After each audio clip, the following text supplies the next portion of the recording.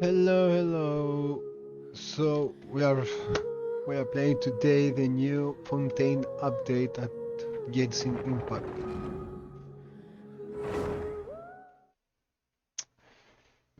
They say that is going to be a big update. I love everything at this game. The updates so everything. So let's see.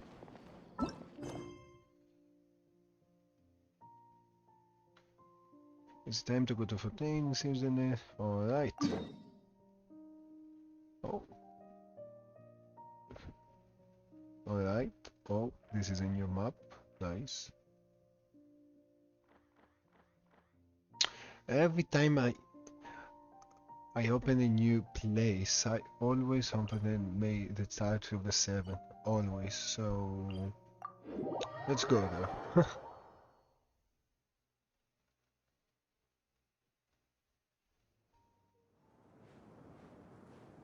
Oh, oh, story time.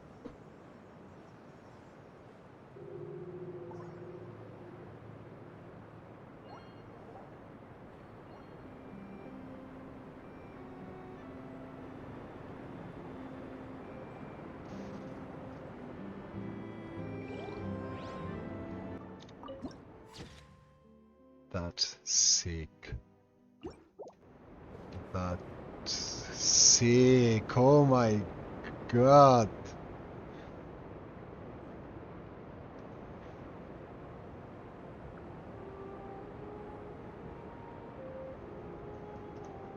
Alright, let's go.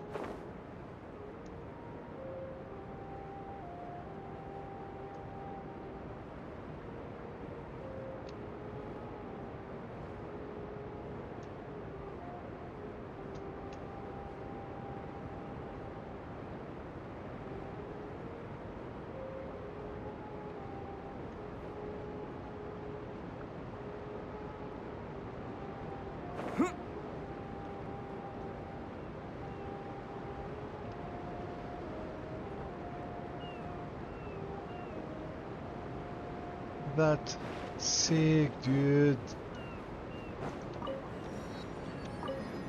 Let's see, can we open this crystal up there? No? If we can't, then I'm going to continue the main story.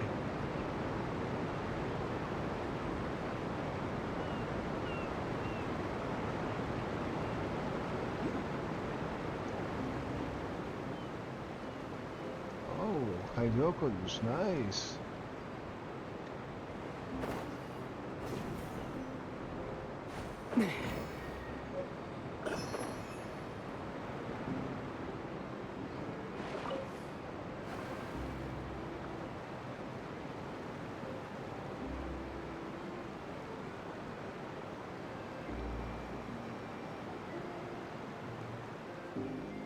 Open.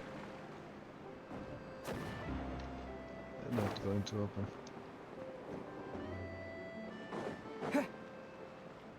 I love the French style. It's super awesome. Really. It's beautiful.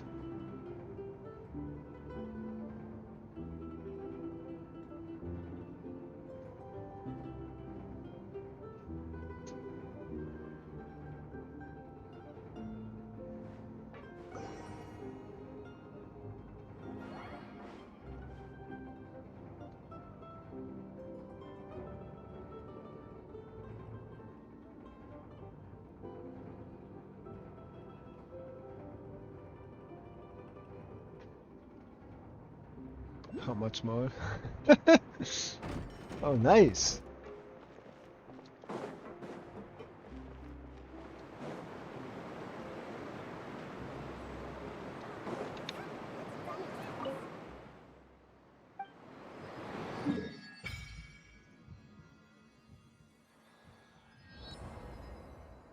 Alright. This is the first one. I have 2 more. Only 3.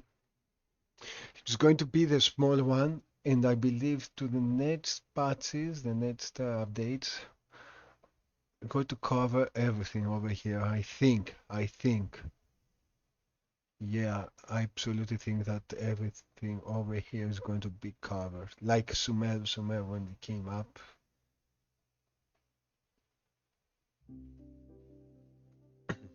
So, we'll continue.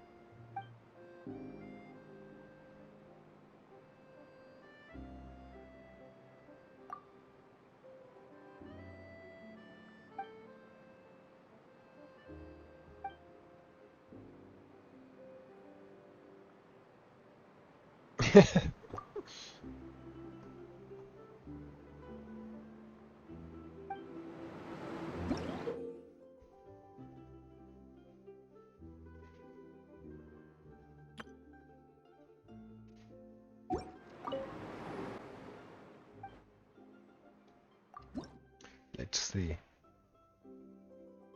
20. Seed spring again.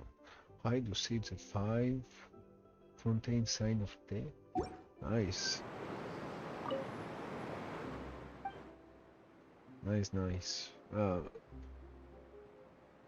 Should I go with resonate with Hydro or not now?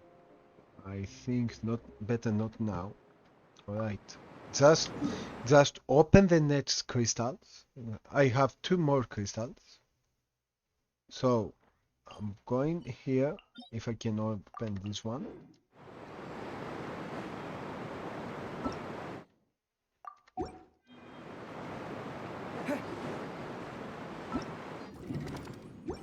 Yeah, I know. Oh. Sorry. I'm so stupid. I think I can take this one.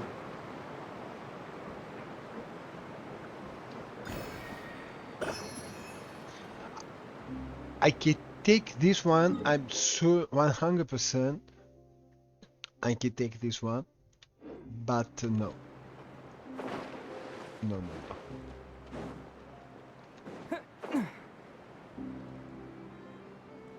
I'm going solo.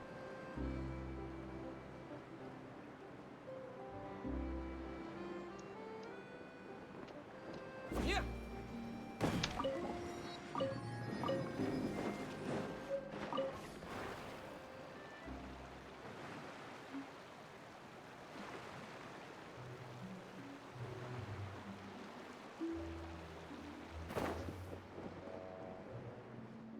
What? This one? New flower. Marco. Nice.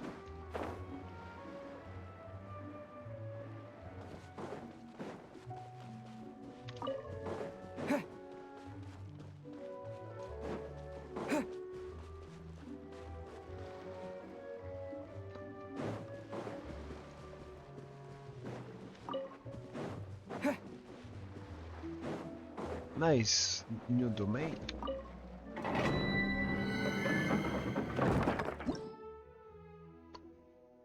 Wow.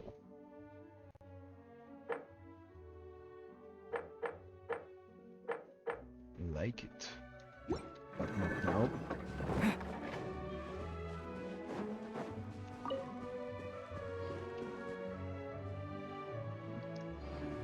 Dude is beautiful.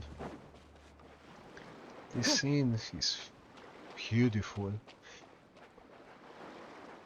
Also this one, this train, subway, something. It reminds me, have you ever seen Avatar, The Last Airbender?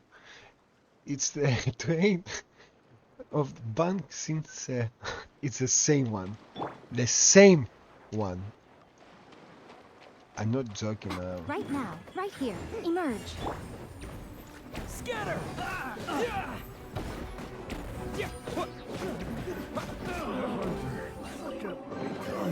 The hunted. An answer from this world?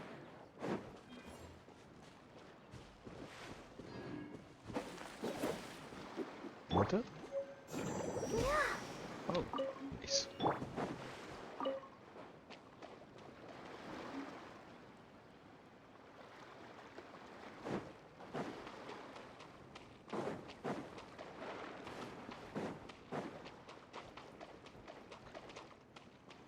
Hello, friend. How are you doing today? Are you relaxing?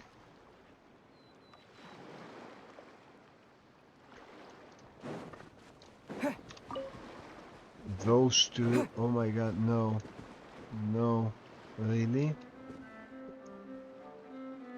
Those two are from the event with Klee and Kaya. So, how you open this one? Oh, I... Right here.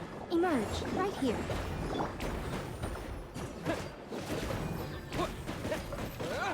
Scatter!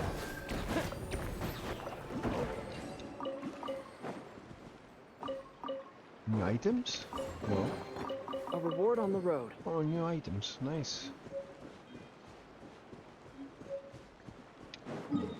So, we are going to continue over here to this one.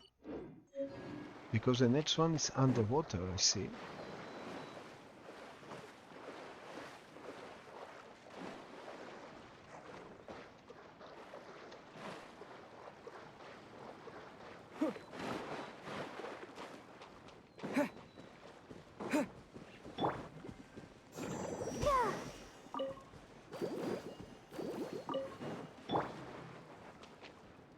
So,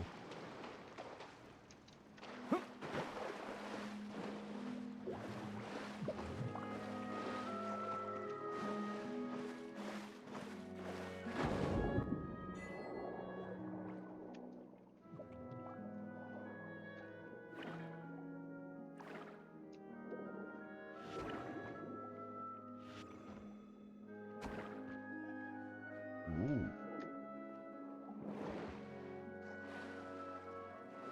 Love this. Right now. Emerge. Right now. Propagate!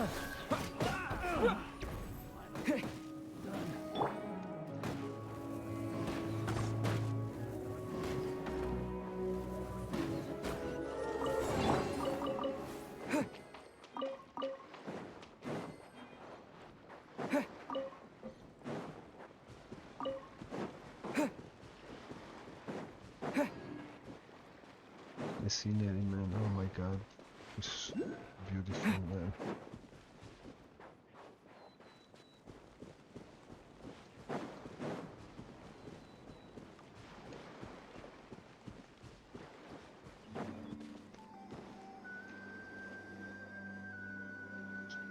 So, because I always mark them, I'm not going to take it for now.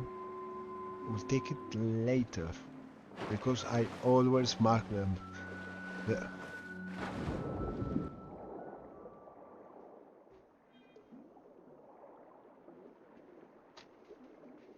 So, I'm always underwater.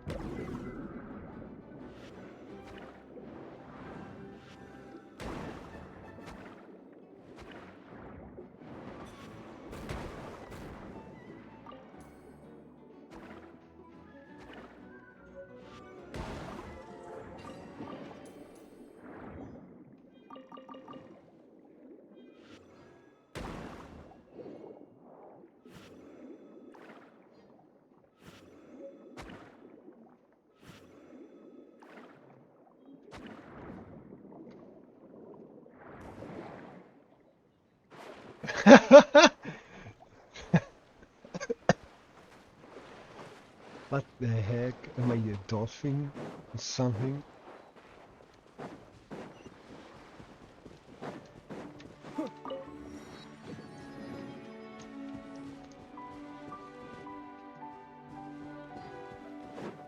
New enemy? Nice. Hello. Oh, he has a gun. He has a gun. Emerge. He has a gun.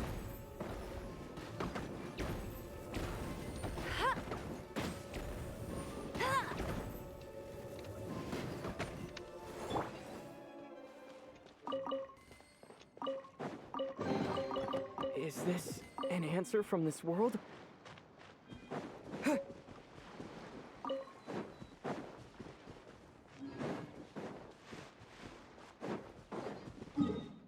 So we must go here to open this one and the last one to have a clear screen of Fontaine.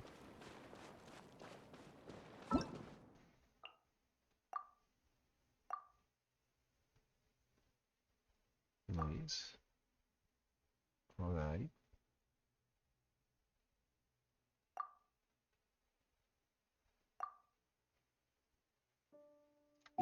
Nice.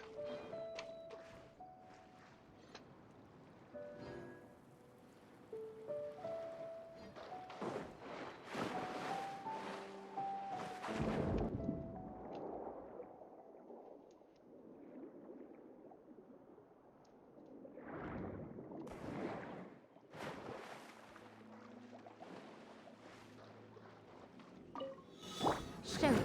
Right here. Right now. Propagate!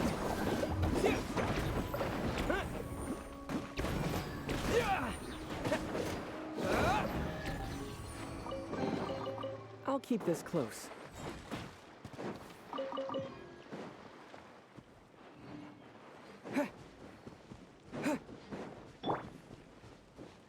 Emerge. Right now.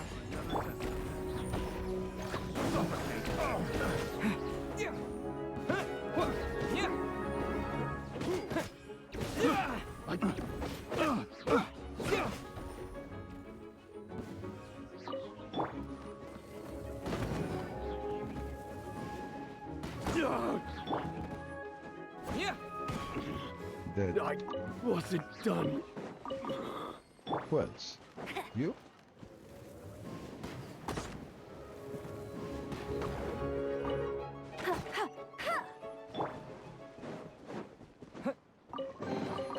A reward on the road.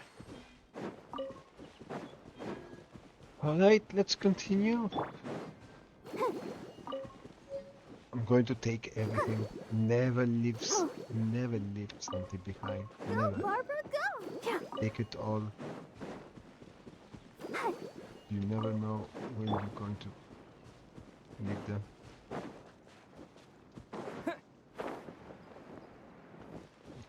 Oh, I'm hiding over there.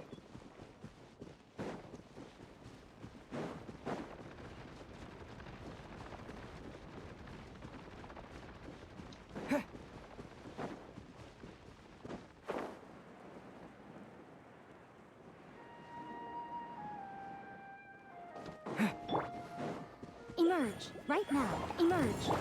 Scatter!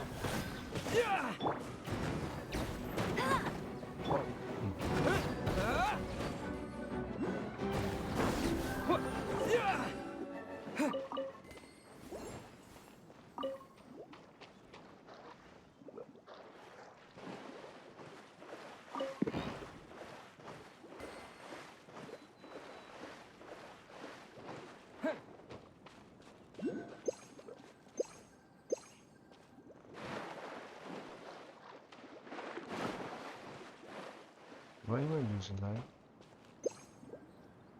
Oh! Now I understand. It's a boiling water.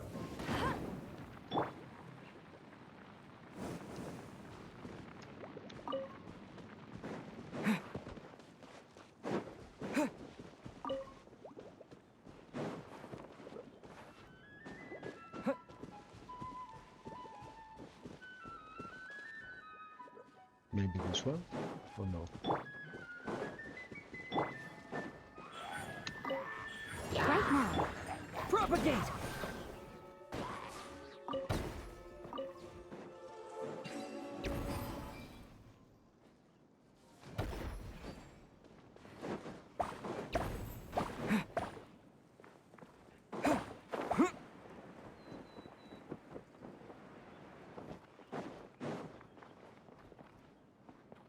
Yeah, I'm alright. Maybe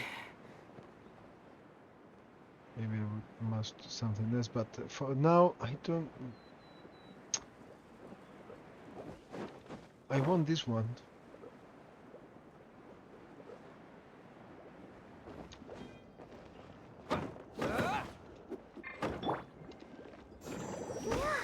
No? How?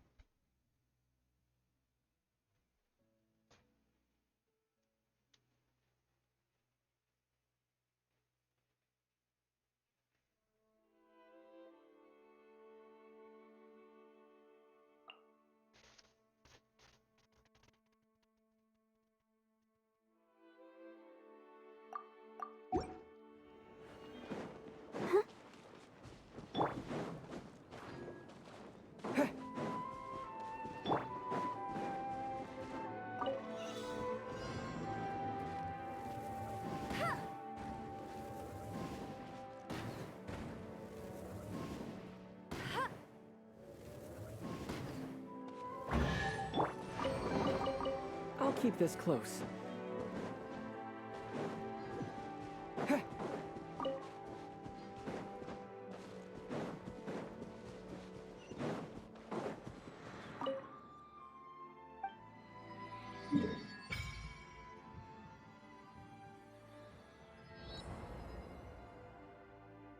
Nice. I opened this one. It has many teleport waypoints.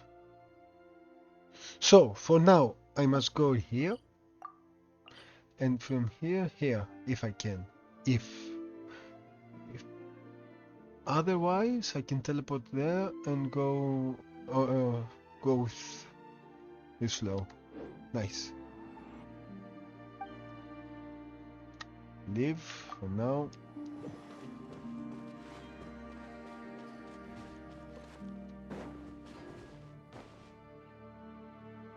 So no, I'm not going for now. Later.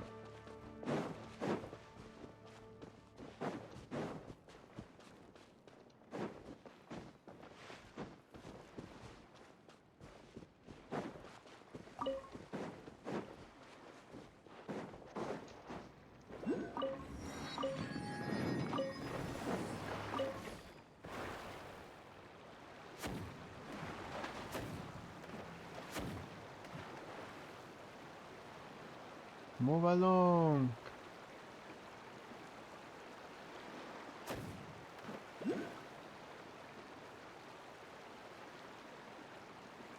So this is the main city.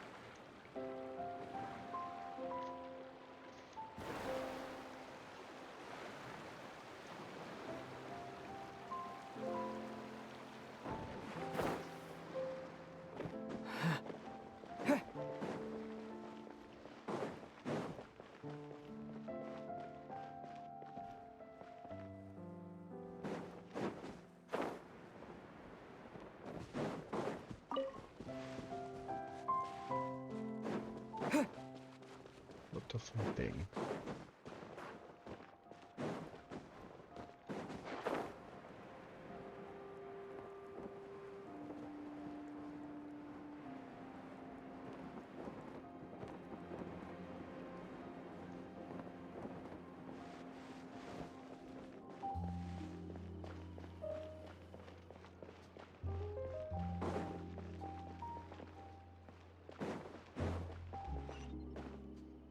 Hello there, officer. No response? And I was kind.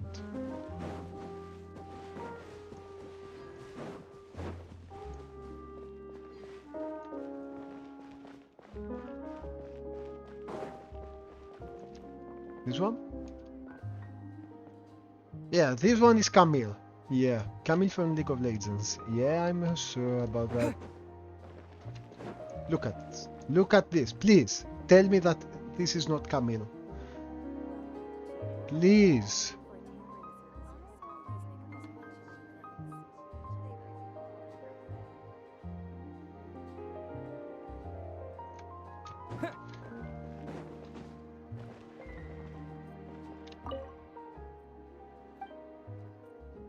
No? No? I do. What next visit? You sell something? Oh no. If you not sell something, there is not going to be next visit. Oh. Alright, this is France. I'm...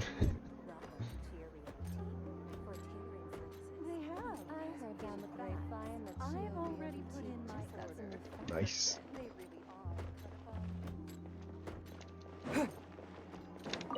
Are you selling something? No? Then no. Bye bye. See you never. Must go upstairs. How?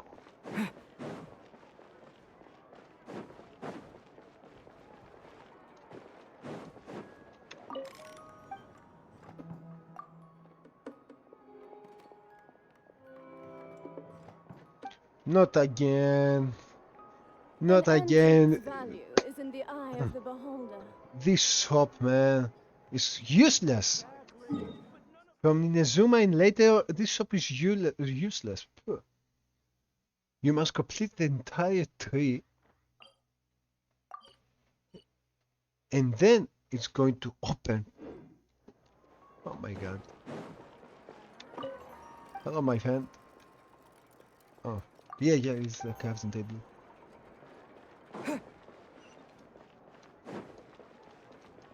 There'll be an extra fee for that. Catherine? Rebooting. Catherine? I'll Hello. think about it.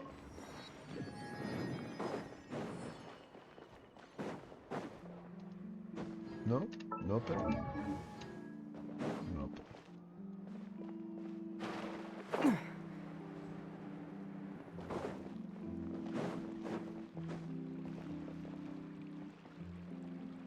I can go upstairs now. Is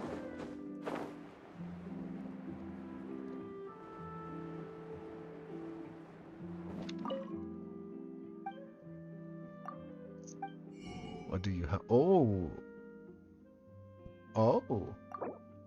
give me 10 of them. 10 of those. 100 of those. Nice. Doing business. Talking about business. Thank you.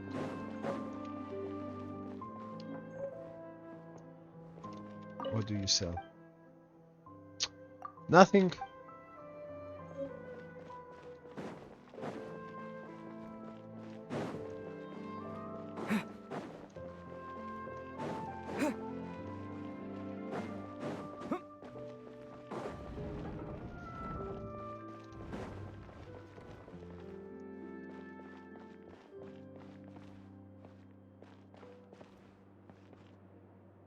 That.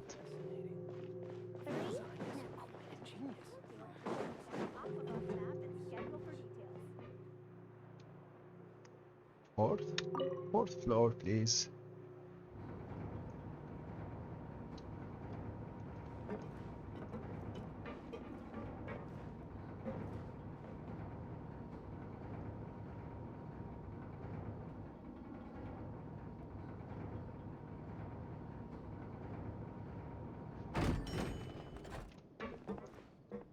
Oh, nice.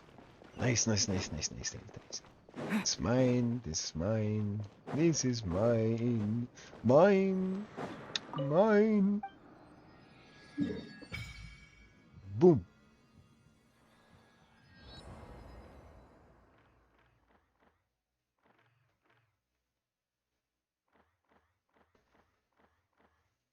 It's a small place.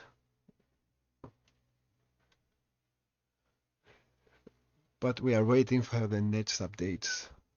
I think they going to open them up more. So now that we finish opening the main crystals, the statue of the seven, I always open the mini ones, but for now I think I can go here for the main story. Oh, come on. Yeah, I know. Live. Nice.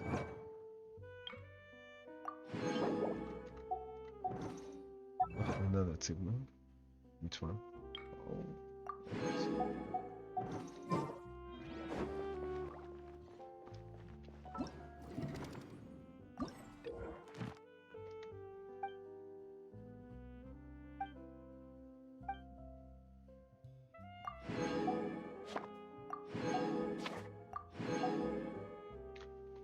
A lot of primo. Like it, daddy like it.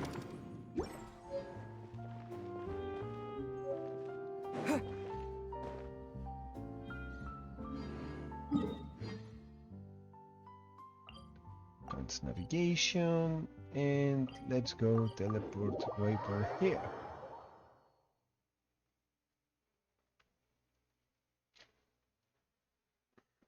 So.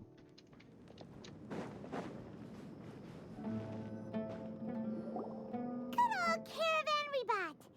Now let Paimon think. What were we up to the first time we came here? Oh, Paimon remembers. Nahita's consciousness had been trapped by the doctor, but we followed the clues she left behind to help her. So much time has already passed since then, and it seems Sumeru's changing for the better now that Nahita's in charge, right? Paimon just hopes this peace will last a long time, and then Nahita won't have any more new problems to deal with. Yeah, guess you're right. We somehow always find ourselves right in the thick of it. Who knows what will happen next? Come to think of it, maybe it's all because of you. Maybe you're just a magnet for trouble.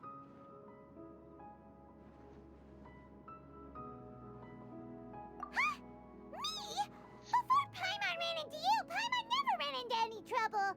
At most, when she was super tired, Paimon got caught in some strange whirlpool and sucked out into sea. And even then, you fished Paimon out! Anyway, for Nahita's sake, maybe we should think about heading to our next destination for now. Ah, look who it is. Running into you in a place like this? I can see you two still love wandering around. Oh, it's Dia! Well, Since when are we just wandering around? We're usually taking care of some serious business. Even though it may have nothing to do with our journey. But never mind that. What brings you here? I just finished a commission in the desert for a usual client of mine. Nothing too interesting. Just escorting a shipment of goods. I'm on my way to report back. That's when I saw you two all the way over there, chatting away. What were you two talking about anyway? Huh? You serious? Can't say I saw that coming. But you are travelers after all. I guess you'd never stay for too long in one place. Bumping into you like this will become a rarity. I'm starting to feel sad just thinking about it. Hey, how about I gather a few mercs to escort you two? What do you say? Thanks, but no need. Oh, Paimon had no clue you'd miss us so much. But don't worry, we'll come back to see everyone when we get a chance. Sounds good. All you need to do to get to Fontaine is cross this stretch of desert and navigate some waterways. Knowing you two, I'm sure it won't be anything you can't handle. So, when are you leaving? Oh, wait a sec. Paimon just remembered there are still a few dishes in Sumeru that Paimon hasn't tried yet. Now, where's that list Paimon made?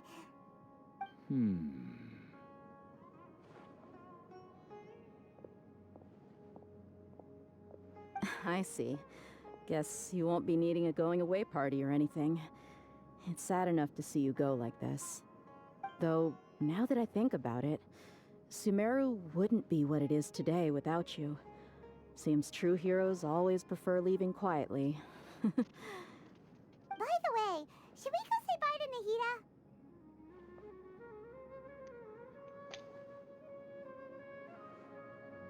Oh, good point. Then there's no need to bother her in the real world. Then, I guess this is goodbye for now, Traveler in Paimon. Whether as a client or a friend, you're always welcome to come find me. Goodbye, Dia. Bye-bye, Sumeru.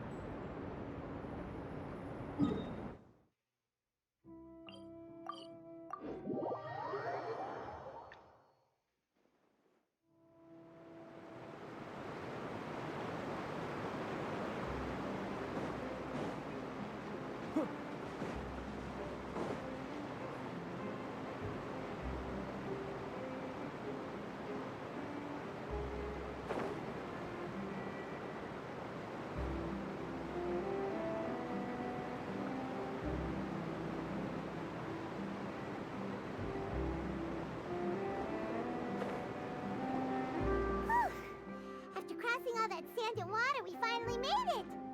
Oh, this must be Fontaine's port! Wow! Everything looks so advanced in Fontaine! Paimon's heard that the industry here is extremely developed, and there are all kinds of unusual machines! Just seeing the sights as a tourist is nice, but maybe it would be better if we found something to do! What do you think? Good idea! Nahida gave us loads of useful information.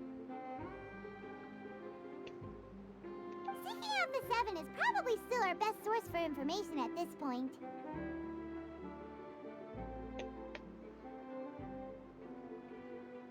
Yeah! The more we can learn, the better. So, what do you think the Hydro Archon's like? Will we get along? Nahida said that she has a very unique personality. Whatever that means. To learn about a nation's god, start with the nation's people. There seems to be some locals talking over there. Let's go see if we can join the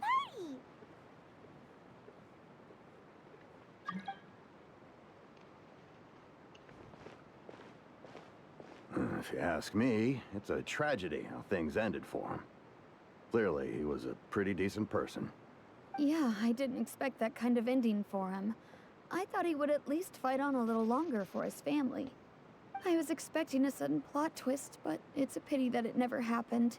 Still, his story is quite the tearjerker.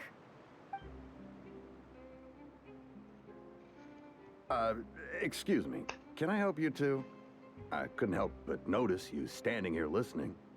Hi. We're travelers new to Fontaine, and we had something we wanted to ask, but you seem to be really busy talking about some kind of play, so we didn't want to interrupt.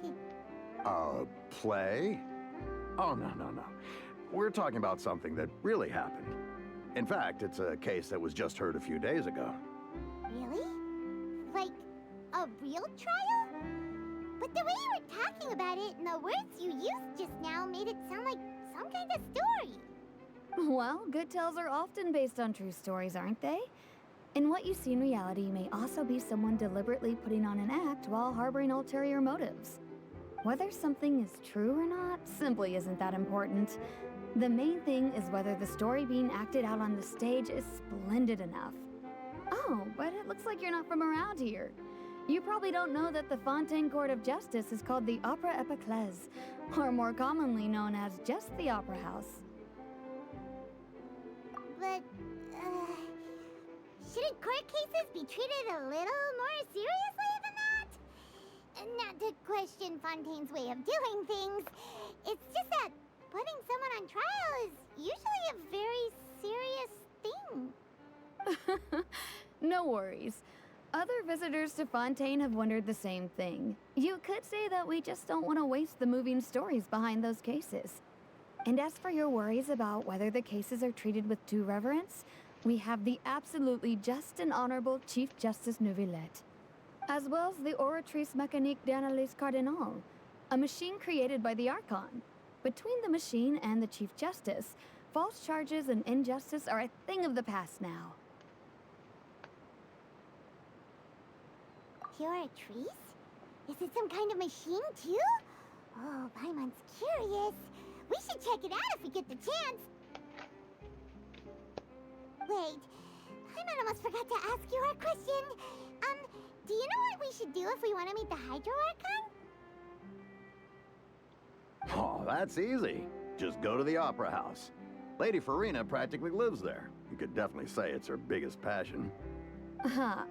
I think what they mean is that they wish to speak with the Archon personally. In that case, I'm afraid it's going to be a tad more difficult. You'll have to make an appointment well in advance, and it'll depend on whether or not she has any time slots available. Huh. Is the Hydro Archon super busy taking care of official stuff? Wait, didn't you say that she's always at the Opera House? No. Lady Farina seldom takes an interest with the nation's affairs. The reason it's difficult to make an appointment is simply because she's incredibly popular. That's right. After all, she is the Archon. Though she may tend to get a little dramatic from time to time, people can't get enough of her. Huh. First time Paimon's ever heard of an Archon being described that way before. Wait! Paimon gets now! The Hydro Archon is kinda like a big celebrity here, right? Yeah, I suppose you could say that. Perhaps you could even say our mascot. Hang on. This is still Fontaine's Archon you're talking about. You should show some more respect. Yes, you're right. I guess I should at least try to be a little more respectful in front of visitors. Otherwise, I might get arrested and find myself face to face with Monsieur Neuvillette. Come on. Sure, there's a lot of laws here, but nobody's going to be arrested for saying something disrespectful about the Hydro Archon.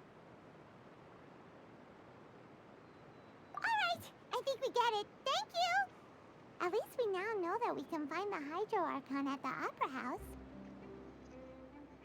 But who knows how long making an appointment will take? Guess we could have a look around the city in the meantime. Hey! What are you looking over there for? Huh. Maybe something's the matter. She isn't going to jump into the water, is she? Maybe we better go check on her.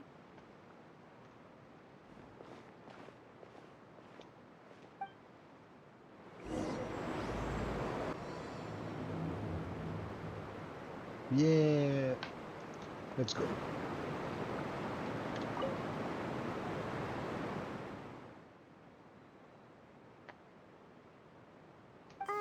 Hello there.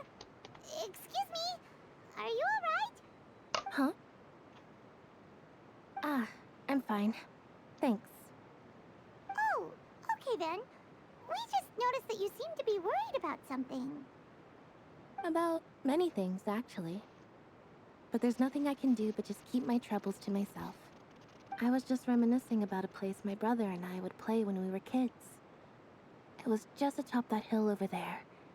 See? You're pointing at the sea. Wait, are you saying that you and your brother lived in the water? No, people call the waters around Fontaine a sea. It's actually just an inland lake that's filled with fresh water. And no, I can still see that hill clearly in my memories. Now, it's been completely submerged. He would skip and jump, tossing sand in the wind. The sun shone brightly, and the air was filled with the scent of the sea. But now, the water is gradually swallowing our memories. It won't be long before it swallows us. Sorry. Paimon doesn't really really get what you mean. Ah, I don't believe we've had the pleasure of meeting. Are you Lynette's new friends? Oh, and you are? Thanks for looking after my sister. She often comes here to reminisce about our childhood, that's all. There's no need for any concern. Oh, allow me to introduce myself. I'm Linny, and this is my sister Lynette. If I had to guess, I'd say you must be travelers from abroad. Nice to meet you. Paimon is Paimon, and this is the Traveler. We just arrived in Fontaine. We were just talking with your sister. Even though we didn't really get what she was saying. I see. It's unusual for Lynette to be so willing to talk with anyone. In fact, she seldom speaks at all. I'm usually the only one she ever talks to. Oh, really? Then you two are just like us. Paimon's always the one talking for some reason.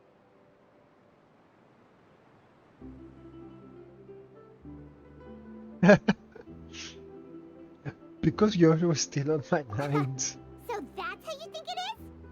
I also think my brother can be too talkative at times. Seems you were right, Paimon. We are quite similar. So, what did Lynette mean just now when she said that the water is engulfing your memories? And that it won't be long before it engulfs you too? Oh, that. It's from a prophecy that's been circulating in Fontaine for some time now. Well, I suppose prophecy isn't exactly the right word, because that implies a certain amount of uncertainty. There's no doubt about what's happening in Fontaine now. Where to begin?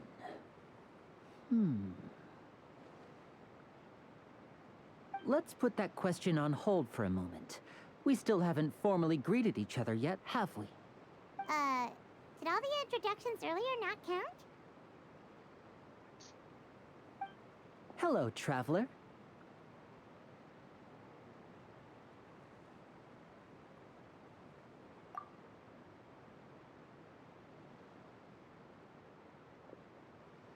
And hello, Paimon. Hey! Why didn't Paimon get a handshake? You're not poking fun at Paimon, are you? Please, don't take offense. Just consider it a sort of etiquette we have here in Fontaine when making new friends. You should remember it. It might prove useful. Oh, all right then. Well, Paimon's just happy to have a local friend now. By the way, we were just getting ready to go to the Opera House to meet the Hydro Archon. Would you be able to show us the way? So you're going to see Lady Farina? No problem at all. In fact, I was planning to go to the Opera House later myself. I'll gladly take you once I finish things here. Please, follow me.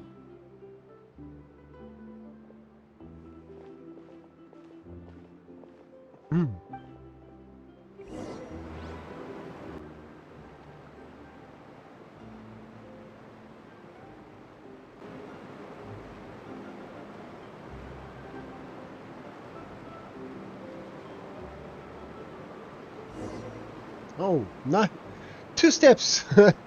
All right. You said you were going to see Lady Farina? Well, it seems Lady Farina has come to see you. All right.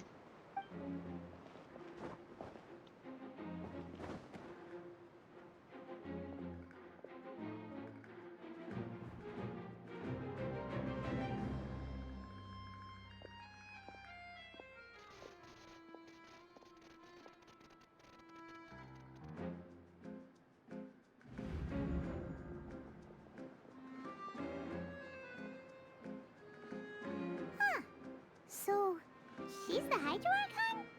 But how did she know we were looking for her? My dear people, rich and poor, those with cup in hand and those with nothing at all, raise your glasses in celebration.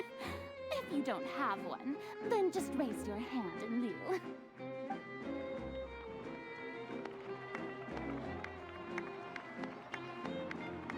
As you can all see, two unfamiliar travelers have arrived in our nation. Come, let us make a toast in honor of this traveler and his companion, who have journeyed here from distant lands. Really? Is she talking about us?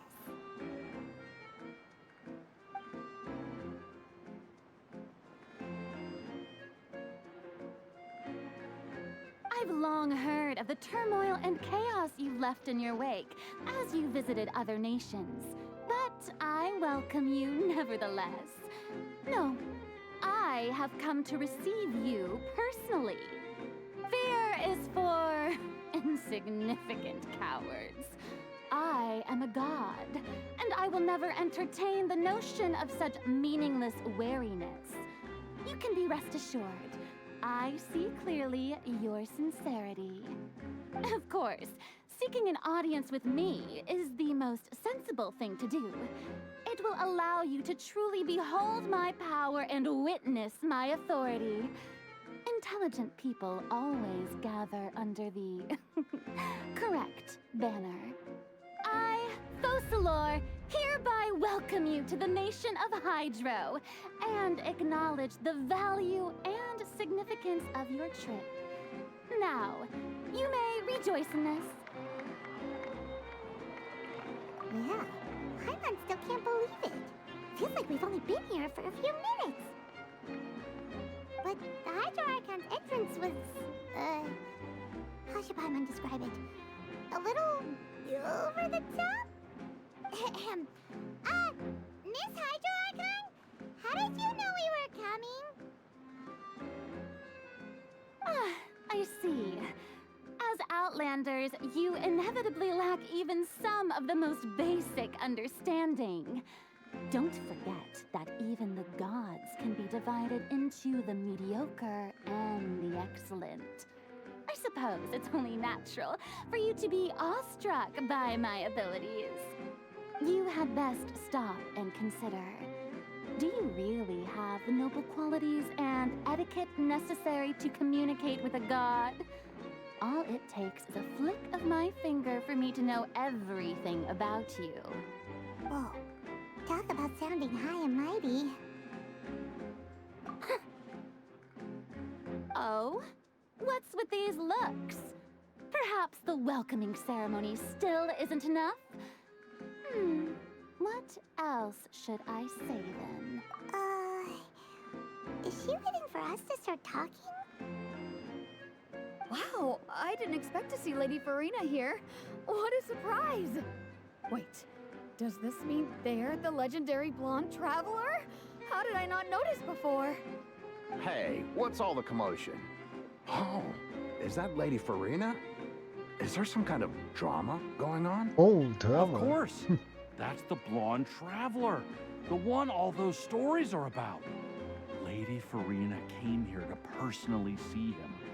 Oh, I bet this is going to be the duel of the century. Duel? Oh, I've got to see this. I knew Lady Farina would never disappoint.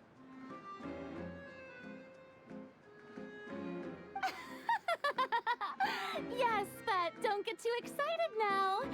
My dear believers and spectators alike tend to get quite rowdy, and despite the noise, I've come to tolerate all their ruckus.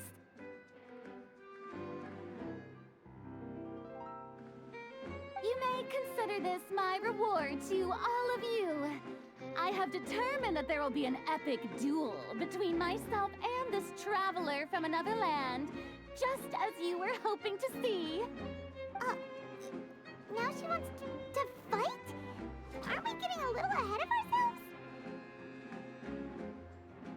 ourselves? I got this.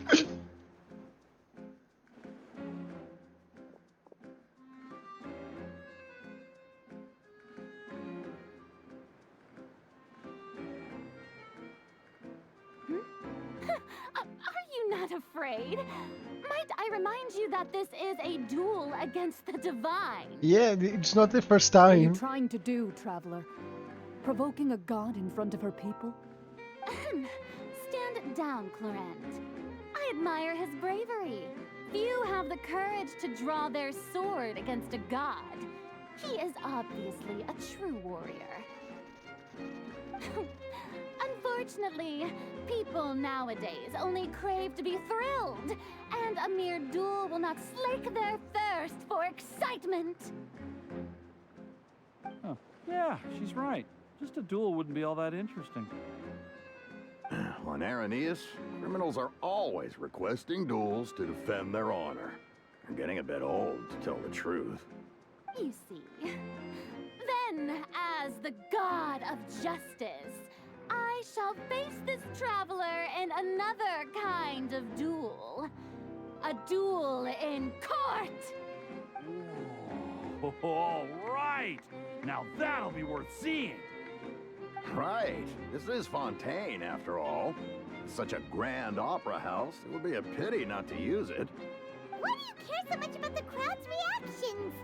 Seems you've spent a little too much time in the opera house. Besides, how exactly do you plan to have a duel in court? You mean you're going to put us on trial?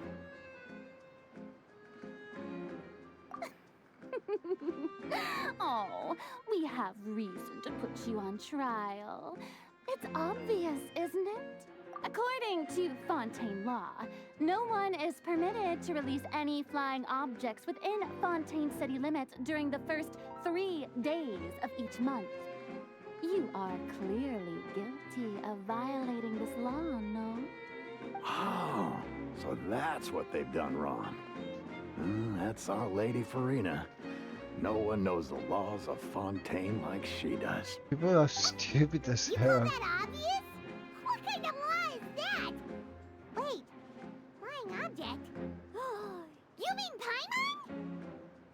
Precisely! Now, if you two have no objections, then in the name of the Hydro Archon, I order your arrest. My apologies, Lady Farina. I don't mean to spoil the fun.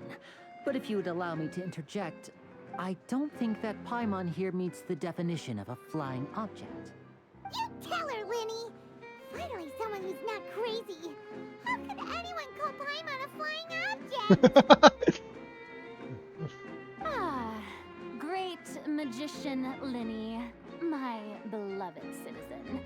I'll permit you to object, but how exactly do you plan to prove your claim? As a magician who just rained on your parade, I naturally should shoulder the responsibility of saving the show. So, with such an audience gathered here, allow me to perform a trick for everyone.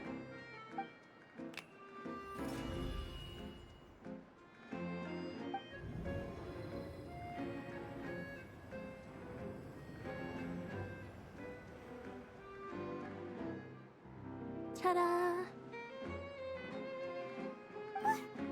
What's that on Paimon's back? Hey, when did you do that?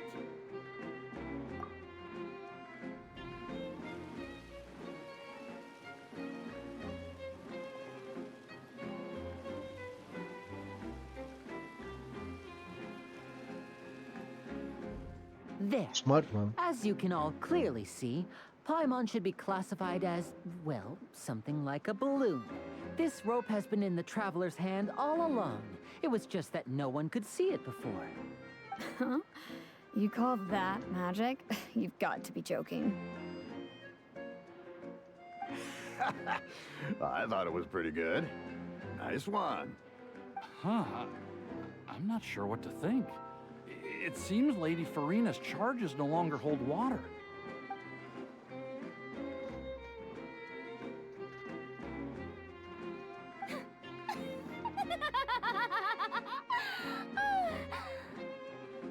Amusing. Very amusing, Linny. Just the sort of unexpected twist that I enjoy.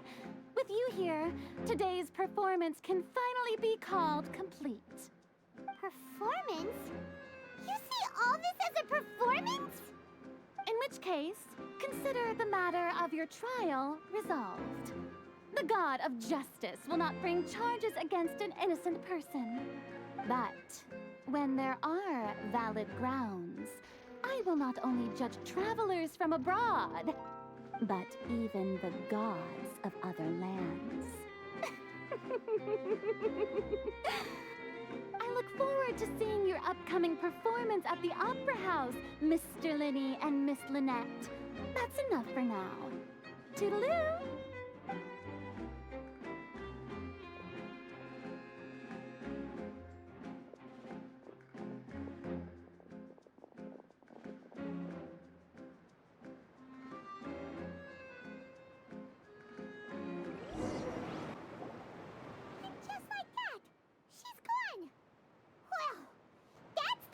Unpredictable Archon Paimon's ever seen.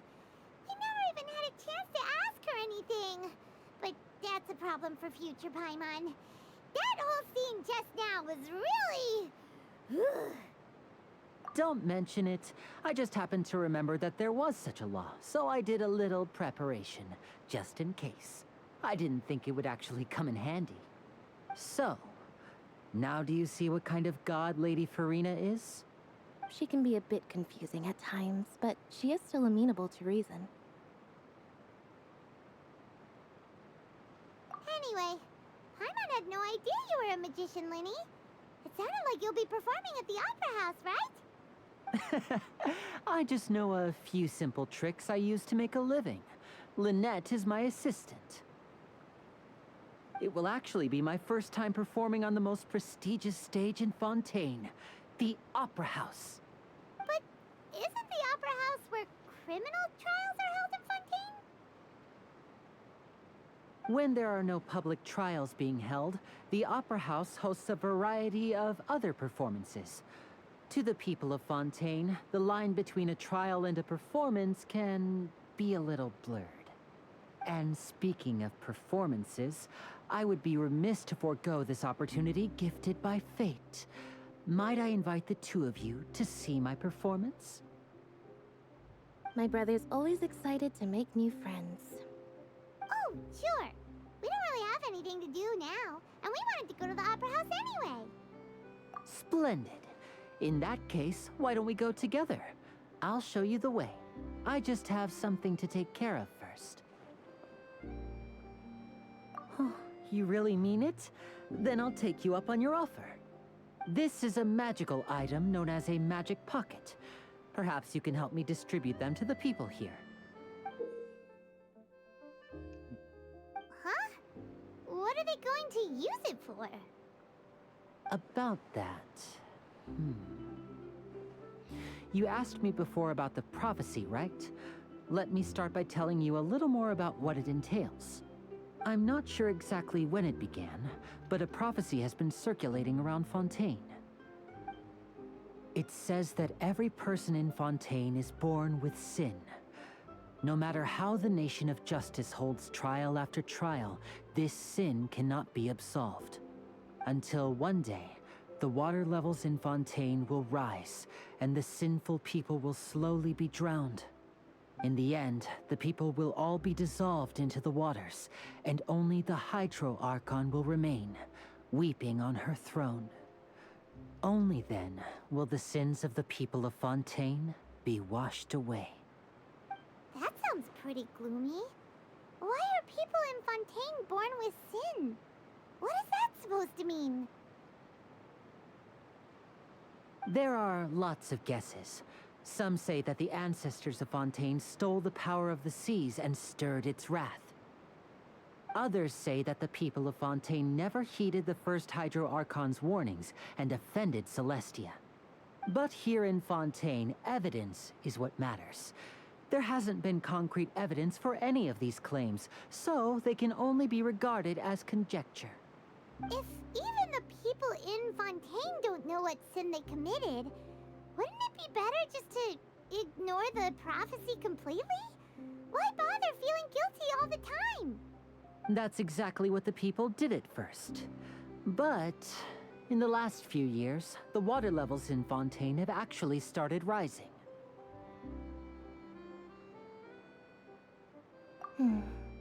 Many places have already been completely submerged, and now lie beneath the sea. Many people carry on with their lives as before and shrug it off as a natural phenomenon. But my family and I think that the people of Fontaine shouldn't ignore the possibility, which would end up sentencing them to death. We hope that at least the people who reside near the waterfront can move away before it's too late. So, we've started distributing magic pockets to them. As a magical item, these magic pockets have astonishing capacity. I'm sure they will come in handy when people are moving their belongings. Oh, Paimon gets it! It's like preparing for a rainy day! But this is more than a bit of rain.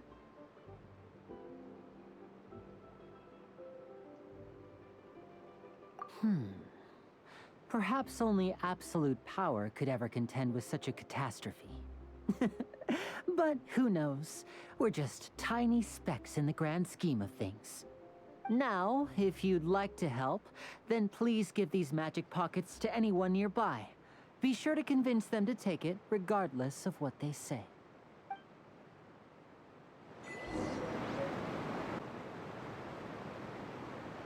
So this is my first task? I'm a delivery boy? Really? Hello, my kind sir. Are you interested of some bags? I think bag. Alright, it's fine. I think it's a bag. Oh, wait. Magic pocket. Are you interested of some magic pocket? Hello, sir. Bonjour. Oh my What's god, this? what am I doing? So you also believe in the prophecy. Keep it. I won't have any use for it. What? You mean you don't believe in the prophecy?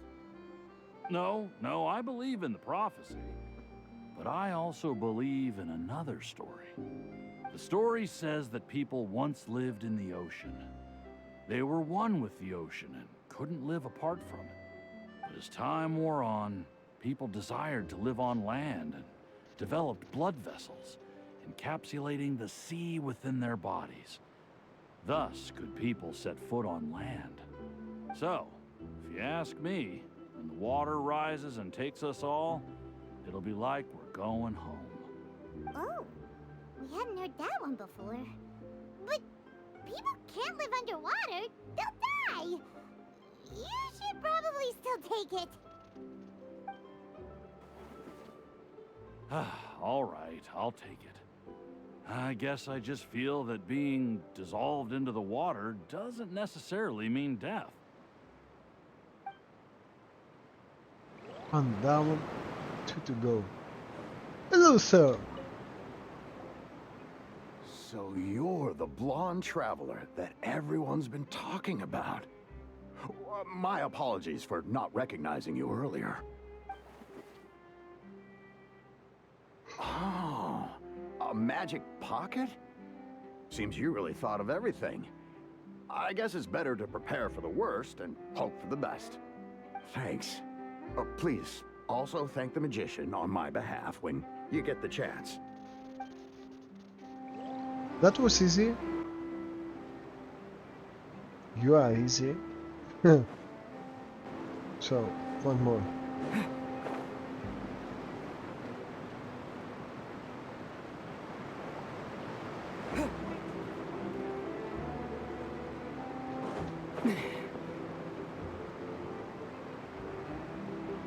Hello, Captain. Hey. Huh? I don't want that thing. Way I see it, if the prophecy's true, it's still gonna be a long time before the water can cover everything. Life is all about living in the moment. What use is there in worrying about the future all the time? We'll cross that bridge when we get to it. You should still take it. You never know when it'll come in handy. Oh, all right, fine. Thanks. It's just that if I start moving, that means I've already given up on the life I have now. I'd really rather not. Nice. Minuto.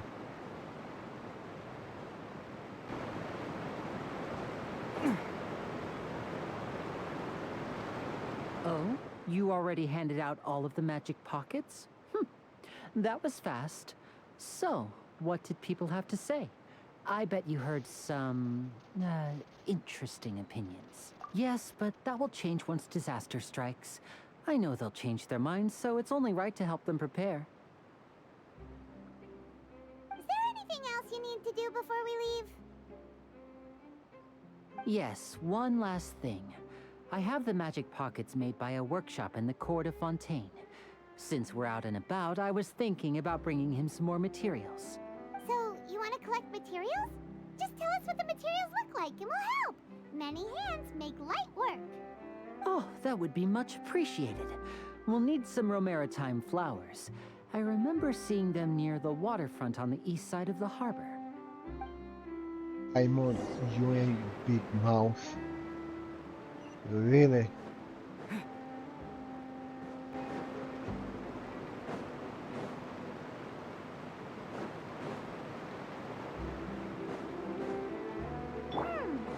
It seems we have to use Hydro to collect for maritime flowers.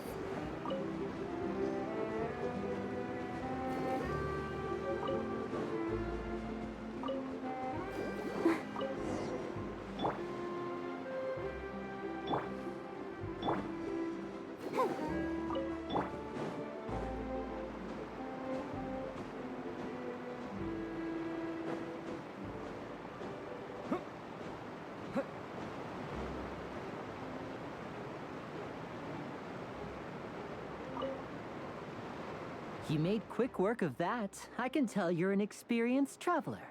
I've also finished collecting a few here. Maybe next time you'll feel like helping too, Lynette. No way. I'm in power-saving mode today. Otherwise, I fear I may not have any energy left for the performance at the Opera House. Fine. Though the performance is still a long way off. Now that we're finished here, we should get ready to head back to the court of Fontaine. So, we're going to the court of Fontaine before we head to the Opera House? Good. Paimon wants a tour of Fontaine's largest city and try... The food.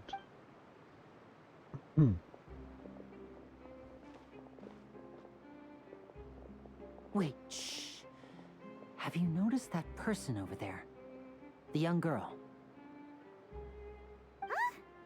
What's wrong with her? Paimon didn't notice anything. She's obviously a thief.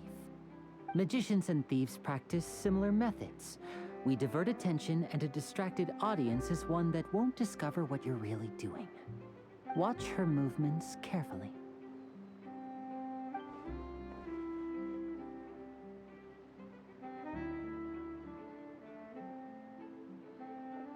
Oh, he's right! Shh, keep your voice down. We need to think of a way to catch her, but it seems she's very alert. Perhaps we should split up. You two can ride the lift over there and wait up top. I bet that'll be her escape route if she tries to run. All right, let's go.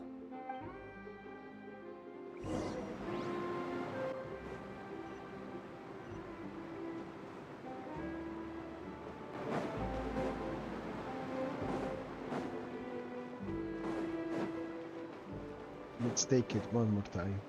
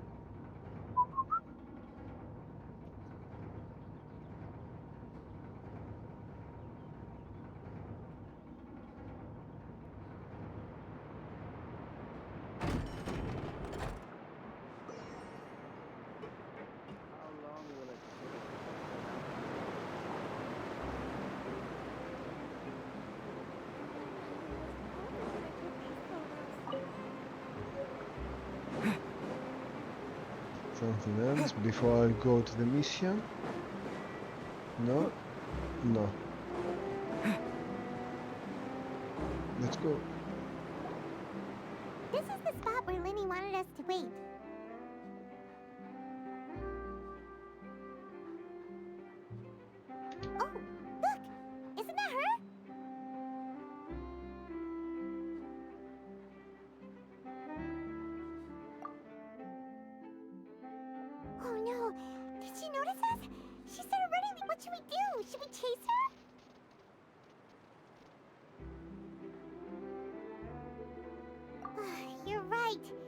She might also be trying to lure us away.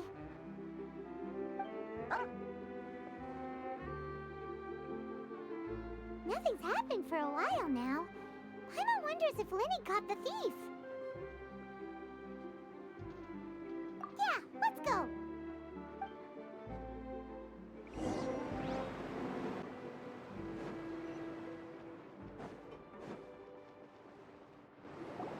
Are you sure that's all she took?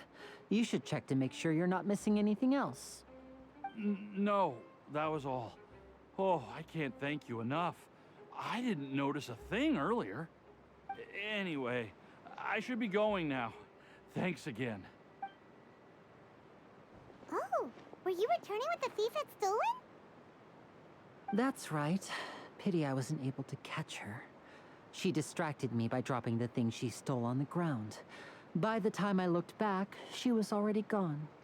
I saw the general direction she went, but Lenny twisted his ankle, and I needed to make sure he was okay.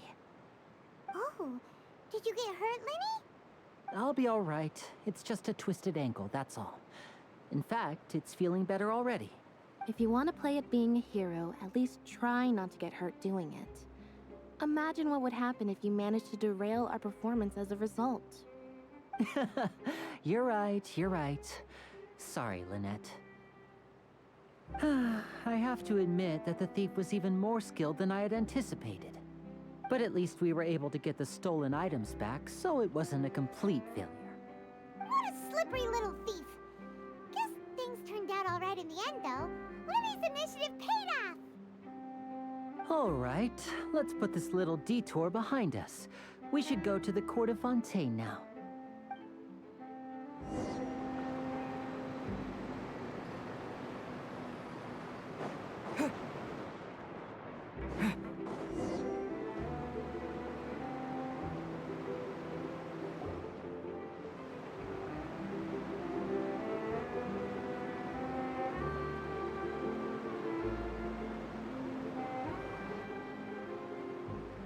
So, we ride this thing to go into the city? What an ingenious way to get around. People in Fontaine really know how to use water. This is an aquabus. It allows people to Aquabus. travel between Nice. several key locations around Fontaine. It's pretty convenient, but the ride can become a little dull after a while. The scenery is always the same. That's why it's better to travel with friends. So you mean it's still boring even when I'm riding with you? No, that's not what I meant. It's just that, well, you don't really talk that much. Besides, it doesn't really feel like a real trip when it's just the two of us. It's the same as being at home. Nice say. Whatever. Guess that's what it's like to be an older brother. It's about time for us to leave. Let's get on board.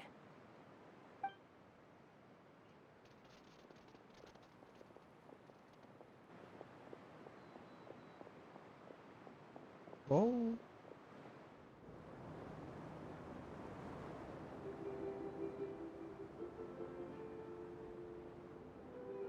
Huh? What? Traveler! Paimon! Charlotte! hello. Oh, I never guessed I'd bump into you while riding the aquabus. In the story of my life, this is big news. What are you doing in Fontaine? I didn't hear anything about you paying us a visit. Yeah, it's quite the coincidence. But as travelers, we're always on the move. It's not surprising that nobody knew we were coming. Though we still have no idea how the Hydro Archon knew about us. Oh, let Paimon introduce you to our new friends. Oh, no need for introductions, Paimon. I would recognize the great magician Lenny and his assistant Lynette anywhere. I wouldn't be much of a reporter if I didn't know who they were. It's a pleasure to meet you. I'm Charlotte, a reporter for the Steambird. Nice to meet you. From the Steambird, huh? We've often relied on your paper to promote our performances. It's an honor to meet you. Now that everyone knows each other, Fontaine Fontaine suddenly doesn't feel like such an unfamiliar place. So, what have you been up to lately, Charlotte? Any big news? Not too much. When there isn't any breaking news, I mainly cover the trials at the Opera House. You can still manage to keep readers' attention as long as you tell things from a clever enough angle, even if it's the same old topics. For example, reporting on how a scammer once deceived vulnerable girls into relationships, or how a financial criminal was once so poor that they ate a single piece of bread for 5 days. Ah, you're right. Seems you know me pretty well. What I'm really after is exclusive, sensational news pieces that could shake the country. These smaller stories are a waste of my talents. Oh, I just remembered. I've been following a case lately. Well, a series of cases, actually. You mean the serial disappearances of young women case? That's right! These stories are the talk of the town right now, and it's probably the most mysterious case we've ever seen.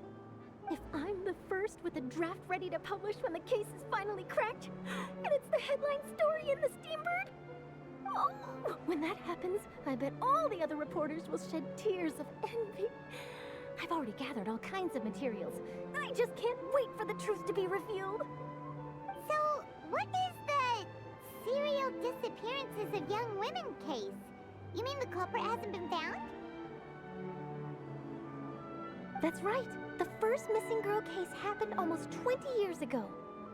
And ever since, after a period of time, another girl disappears. What the cases have in common is that the girls are all of a similar age, and that they've all vanished without a trace. But the scariest part is that to this day, none of the girls have ever been found. Look at the excitement! It's a story about the disappearance of some girls. And look at the excitement that she's giving.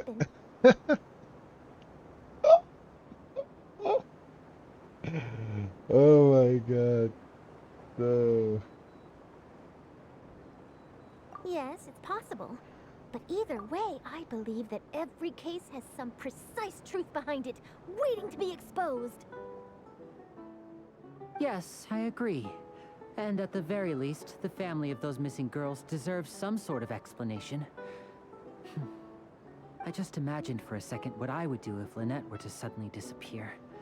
I'd pay any price to get her back, and then find a way to track down the culprit. Please don't imagine that, Lenny. That's imagination. Very nice.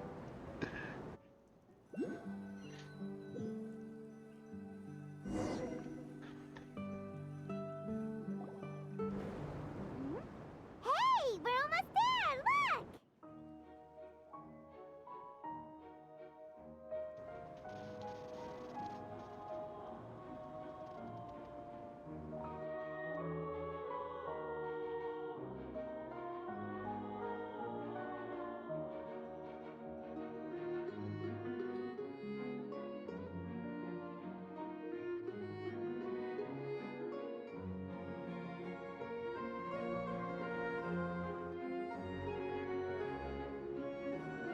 Beautiful, beautiful scenery.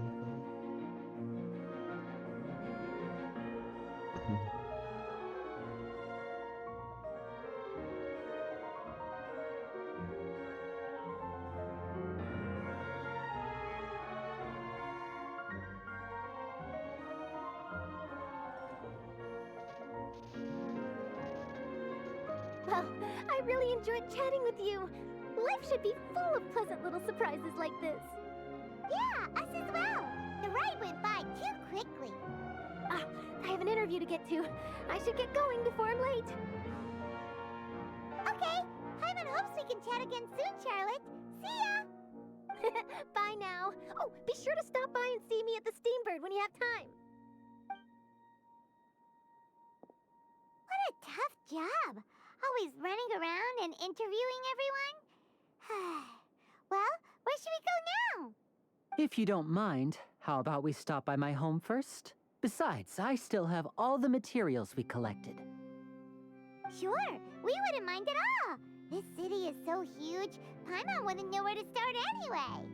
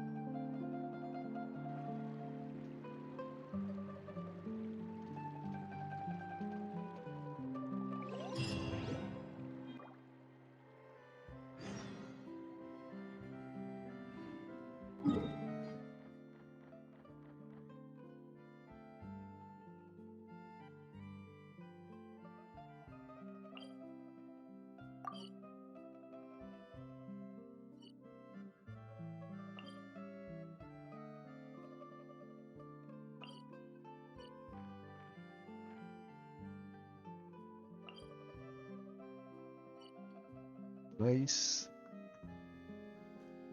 So we travel all the way here to the main city with the aqua bus. Perhaps it has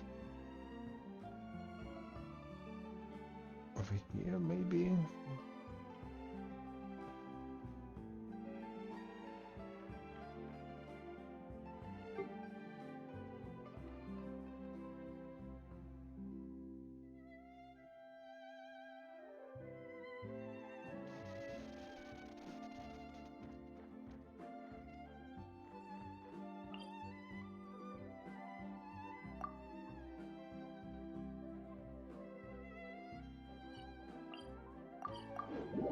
Right, let's go here.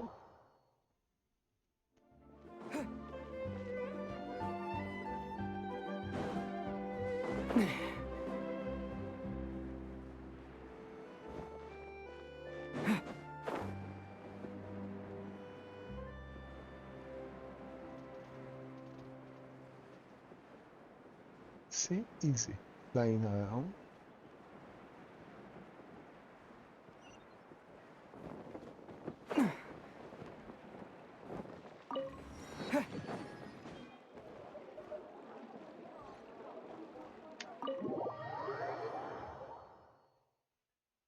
Alright, let's see what do we have here.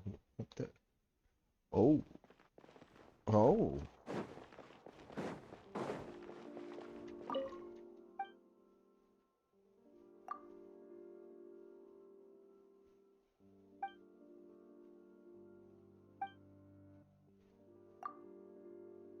Alright. Nothing. I'd like to sleep. Ooh. New recipes. That you like it.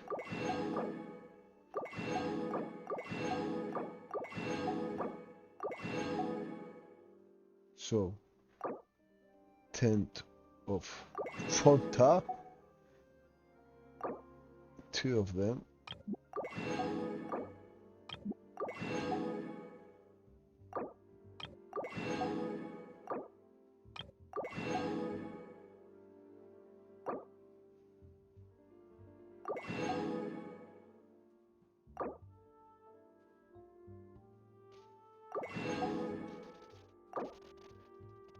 Going to take them all. Everything you have, give it to me. Cup away. Nice. Jam. Nice. Cheese. Give me bacon. Sausage. Nice. I make you rich today, my friend.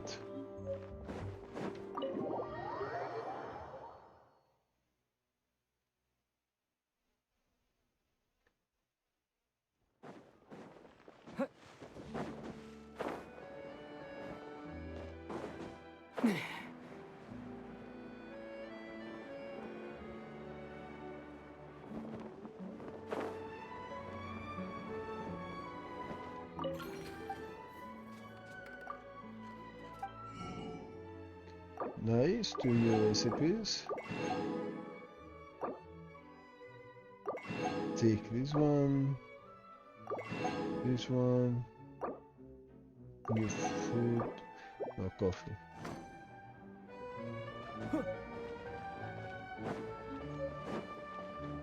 So, I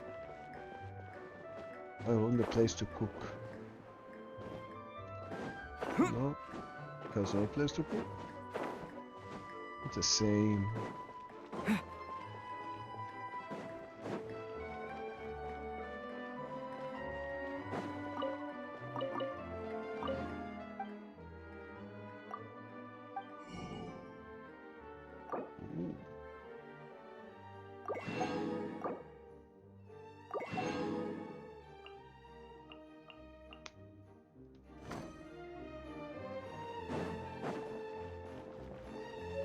Shopping is nice.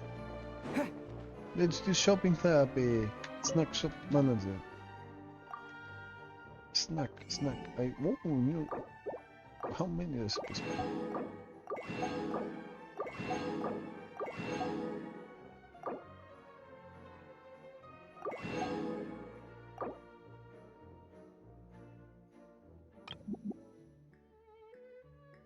Fish and chips. Nice.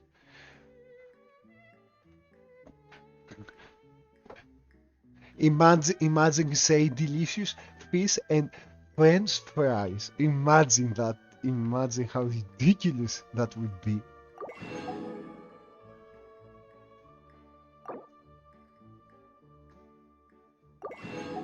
Nice. Thank you, my friend.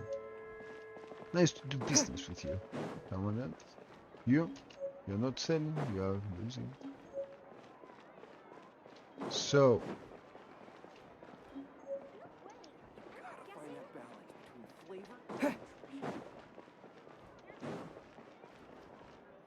let's continue the main This story is now. our current abode.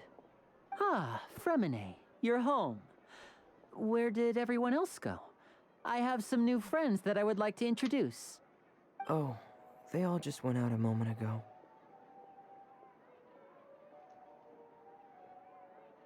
I see. Everyone is getting busier now that Father will be returning soon. I suppose that can't be helped. Allow me to introduce you to my little brother, Fremine. He is a phenomenal diver. Hello. Nice to meet you. Paimon is Paimon, and this is the Traveler. Oh, you sound very proud to have a diver as a brother, Linny. Linny, could you come here for a moment? Hmm? What is it, Fremine? Do you have something to tell me?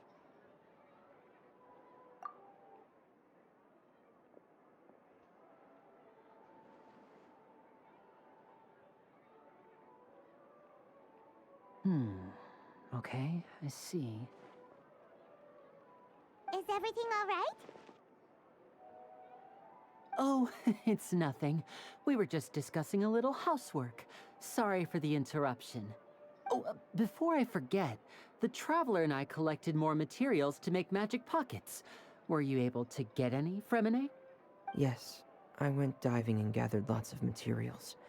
I was about to give them to you. That's our Fremine, always quick with the underwater work. All right, I'll take these to the workshop.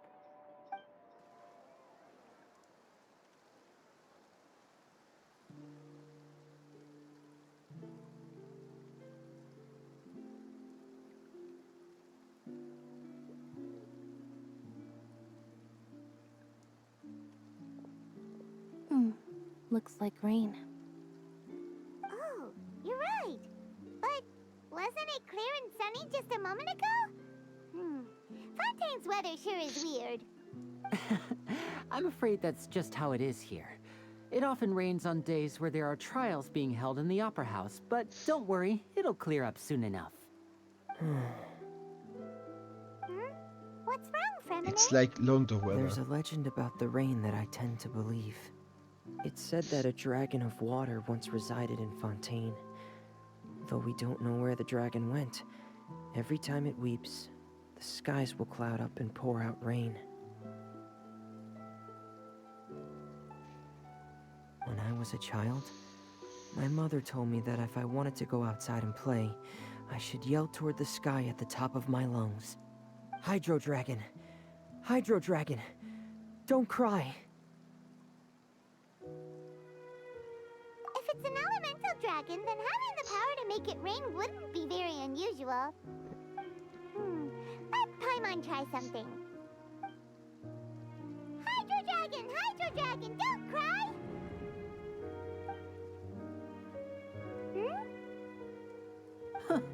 Doesn't seem to be of any use. It is just a legend after all. You know, you might be a more popular magician if you understood the concept of romanticism. Or could at least play along. Sorry. It might be because we've never met the Hydro Dragon. Perhaps it can't be comforted by the words of strangers.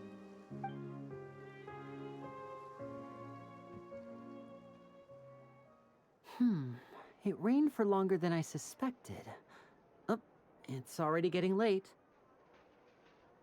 Was there something you needed to do, Linny? Yeah, some preparations for the show at the Opera House. I need to find a way to catch the last aqua bus of the day. On the day of the performance, just ride the aqua bus to the island of Araneus. I'll have Lynette meet you at the fountain in front of the Opera House.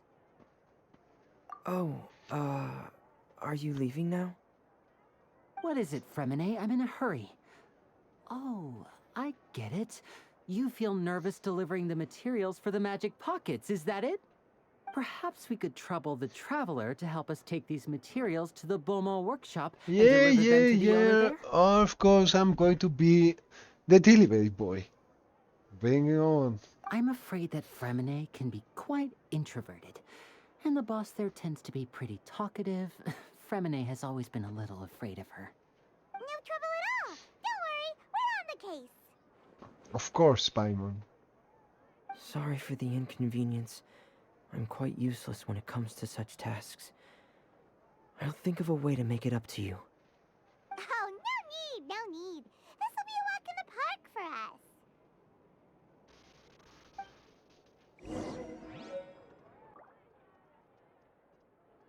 So let's go.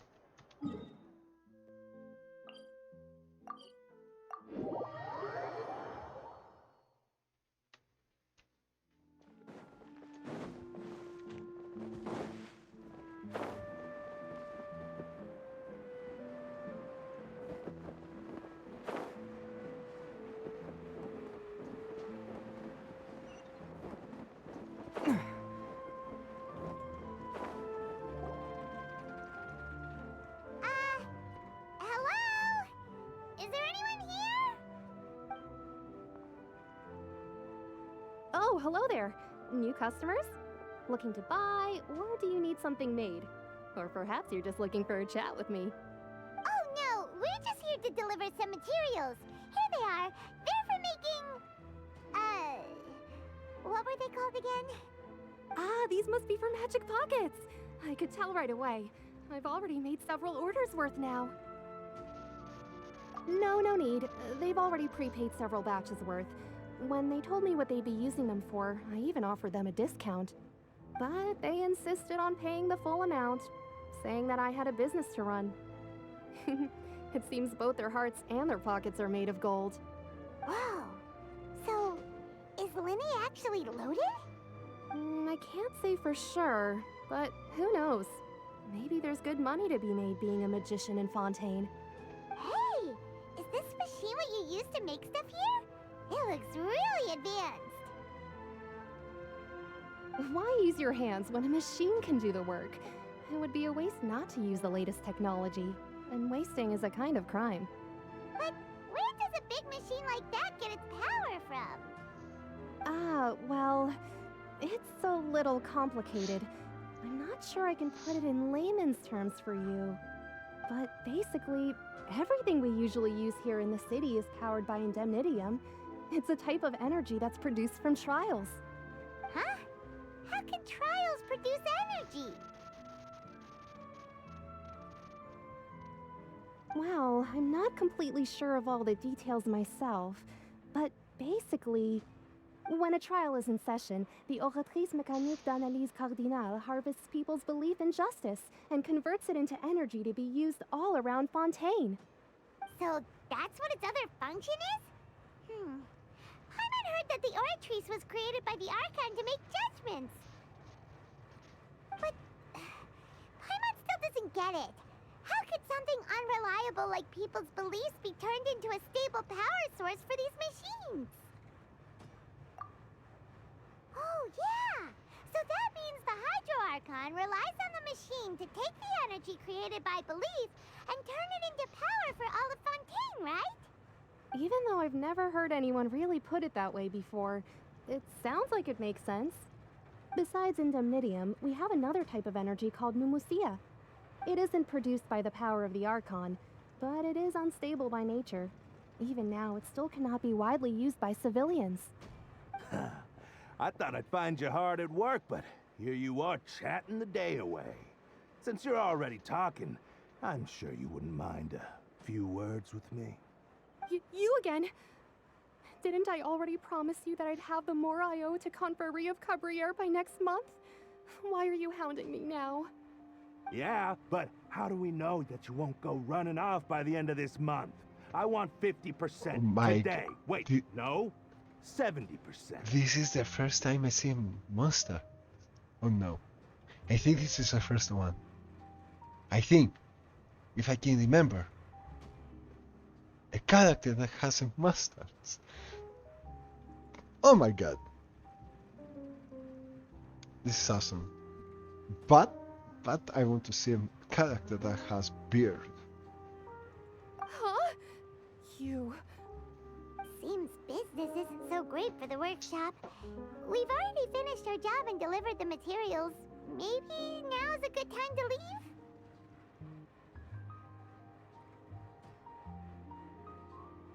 Hey, hold on. Before you go around trying to collect payments, why don't you settle your own debts first? If Confrérie of Cabriere wants to poach clients from Northland Bank, that's fine. But I'm afraid you still owe the bank a hefty sum of mora. So why don't we work things out between us first, before you get back to your little conversation here? You're from Northland Bank. But we said we'll pay everything we owe next month. Why are you hounding me now? You... Traveler, Paimon! I didn't think I'd run into you here in Fontaine. What are the chances? We're surprised to see you too! What are you doing here in Fontaine? You didn't want to stay in Snezhnaya?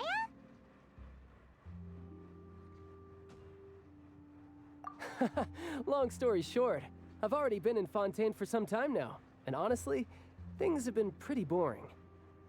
But it seems that fate brought our paths together today. Not only will I have some good friends here now, but ones who always seem to find trouble. Either way you look at it, it seems things are going to get a lot more interesting now. Pretty sure we'd want to avoid anything that you'd find interesting. Besides, our trip here has gone pretty well so far. Right, Traveler? Hey, you, Northland Bank boy. Aren't you forgetting something? Don't interrupt. It's not often I run into the Traveler like this. Why don't you wait for me over there for a while? You kidding? Aren't you the one looking for us? You really expect us to sit and twiddle our thumbs while you catch up with your friends? Listen to me, boy. If you want your mora, fine. Why don't you come and take it? Hey, I just said not to interrupt. Oh, by the way, Traveler, the last time I took Tonya and Tusser ice fishing, Tusser said... Hey! That's way over the line! All right, boys! Let's see who has to pay up now! Can you at least let me finish one sentence? Fine. Though the bank told me not to get rough with our clients. You're the ones who started it. This is an act of self-defense. You two will have to be my witnesses, okay? Okay, so... Oh. Go ahead. I'm sure this won't take long.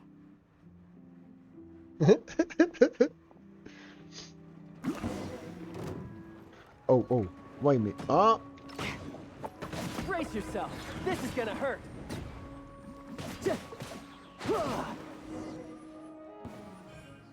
Really? Oh, what's your deal, Brad? How are you so strong if you're just a staffer from Snezhnaya's Northland Bank? Wait, don't tell me you're... Oh, now you notice. It's a little late, don't you think? Just make sure you understand that you don't mess with Northland Bank. Got it?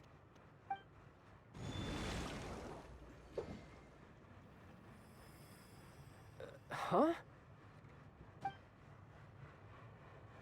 Now's my chance!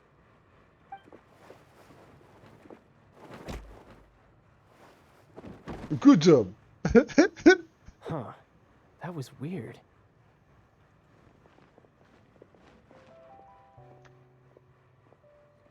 I'm not sure. It's as if I suddenly lost control of my hydro powers when I needed them.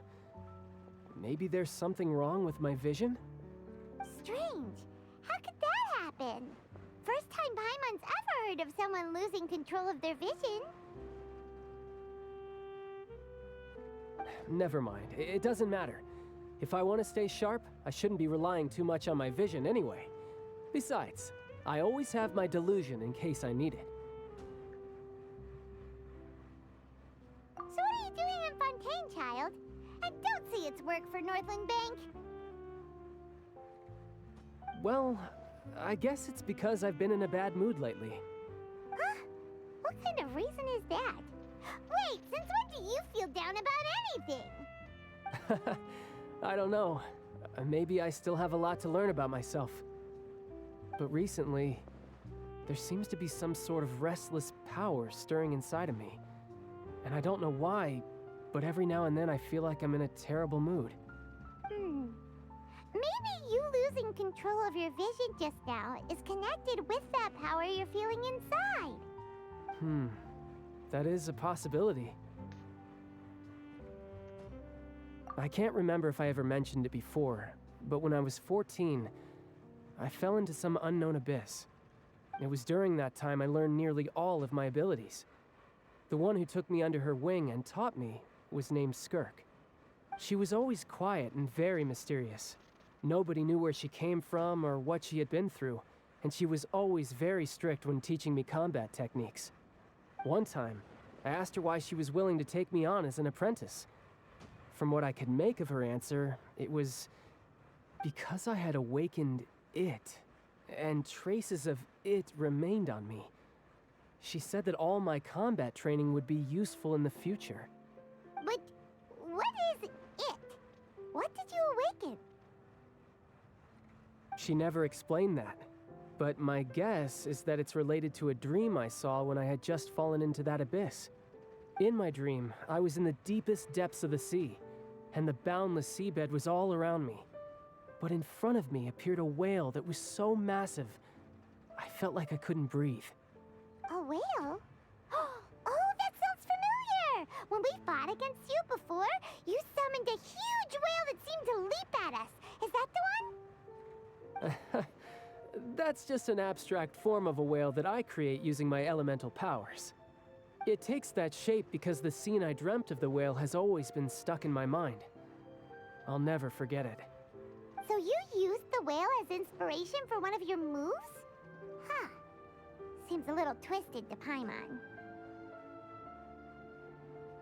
So why don't you just go ask your master? Maybe she knows the answer. You make it sound so easy. Ever since the incident I experienced there, I've never stopped searching for Master Skirk and that unknown abyss. But it's been years now, and I've still found nothing. There isn't even a trace of the place where I remember falling into the abyss. Oh, it sounds like some kind of ghost story. Yeah, I'm out of leads at this point, but there's nothing more I can do. It seems that strange encounters in this world tend to be elusive like that. Oh, seems the time really flies when I'm talking with you. I just remembered I have somewhere else I need to be, so I should get going. What? More work for the Northland Bank? No, it's more of a personal appointment. Lately, I've been sparring with some of Fontaine's official champion duelists whenever I'm feeling bored. Official champion duelists? You mean it's their job to duel? Yep, in Fontaine, before a criminal goes to court, they're given one chance to defend their honor by requesting a duel with an official champion duelist. The champion duelists are all powerful fighters selected from among the nation's best. And the duel itself is a no-holds-barred fight with no specified stopping point. So engaging in such a duel is regarded as a symbol of defending your honor. If a criminal manages to win the duel, they'll be acquitted. But if they lose, they'll have no choice but to stand trial. And the worst-case scenario is that you're simply killed in the duel. Though it's rumored that Fontaine has a death penalty, from what I can tell, no one has ever been officially sentenced to death. So really, the only people who opt to duel are those who have suffered a grave injustice in being accused, or those who greatly value their honor. Otherwise, why gamble with your life? So, do many people actually get out of their trials by winning the duel? Apparently, it's exceedingly rare for anyone to actually win. Fontaine probably enacted this system as a way to show that the nation respects the honor of its citizens. Besides, none of the champion duelists are to be trifled with, which is exactly why I was itching to face them as soon as I got to Fontaine. Apparently the one I'm meeting today, Clorinde, is the strongest of the champion duelists. I had been asking her for some time before she finally agreed to face me today. Well, that's child for ya. Paimon feels like we heard that name somewhere before. Clorinde. Oh, before I forget, I want you to have this.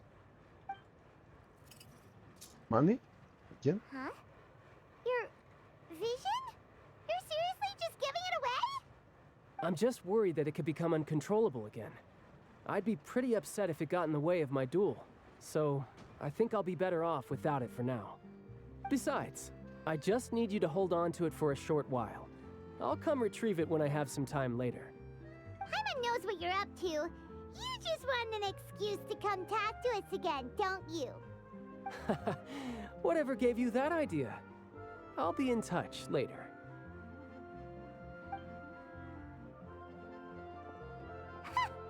That sneaky guy. He said he's been feeling down lately, but he seemed the same as ever to Paimon. Well, seems we don't have much to do for now. We might as well walk around and see the city before Lenny's performance.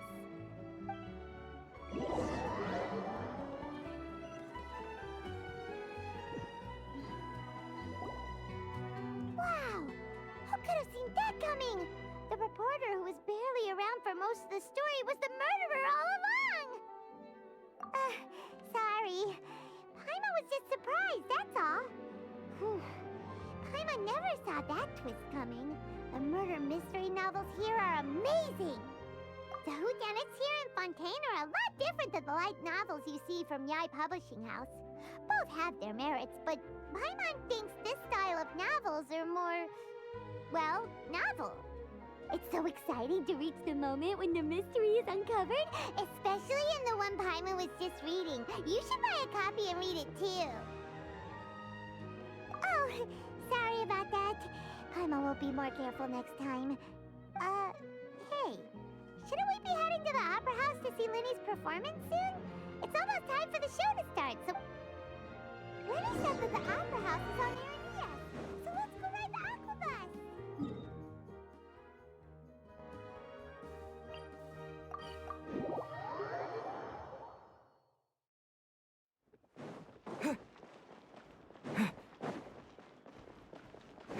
See? You open the crystals, you teleport weapons, you teleport fast. Call lift.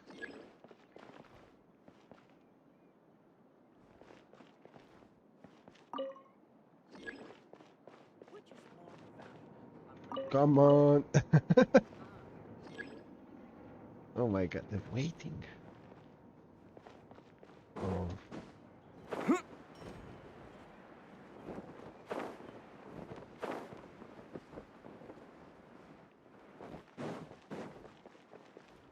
Higher? Why? Oh no. Welcome to the court of Fontaine. Please watch your step. Nah.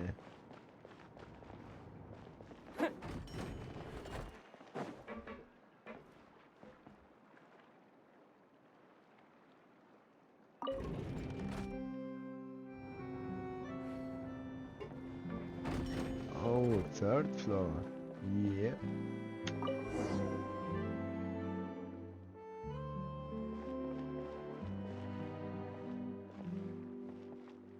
Nice logic. Imagine being the elder one and just, oh, I need to go to the court. Oh, you must jump.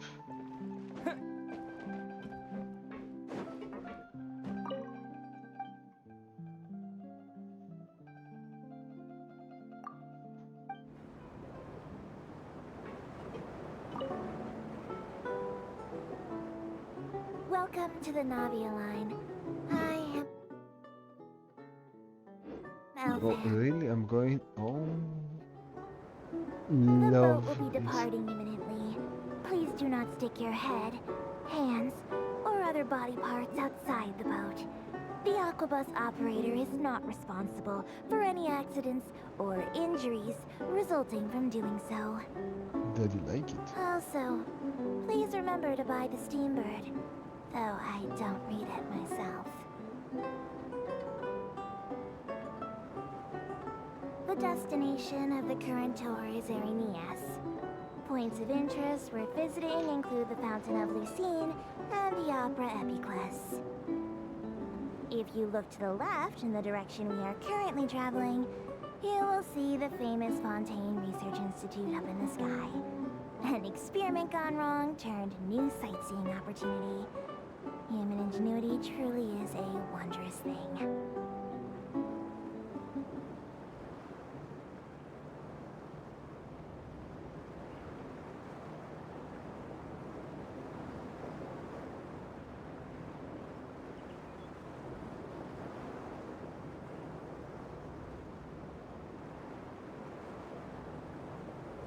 We are now approaching our final destination. Please be sure to bring all your personal belongings with you as you disembark. Even though I will take any forgotten items to the lost and found, the paperwork is rather annoying, as Melusine hands are not suitable for grasping pens. Please be careful when disembarking. It has been my honor to be your tour guide this trip. Thank you.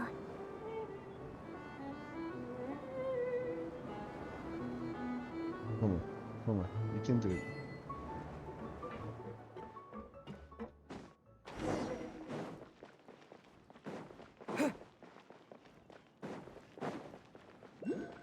I love the ride, not gonna lie.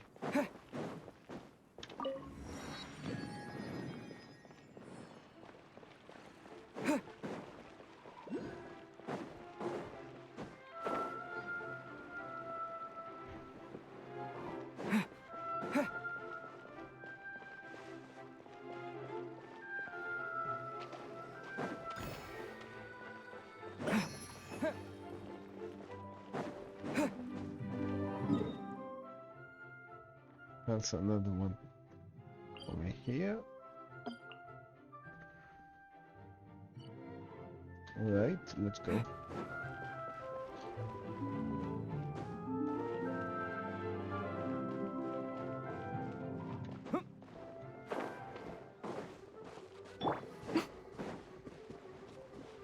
Emerge, right now, right here.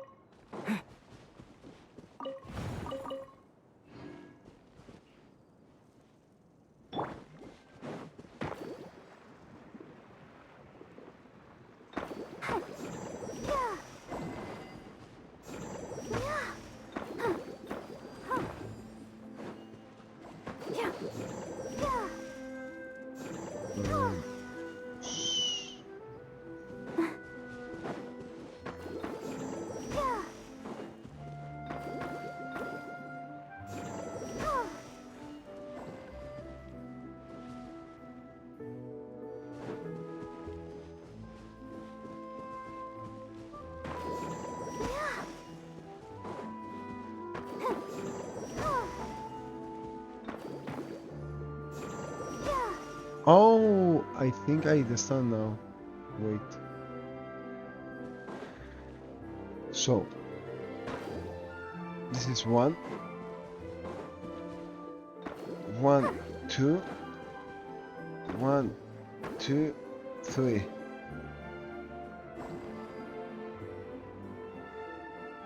No? Go, Barbara, go!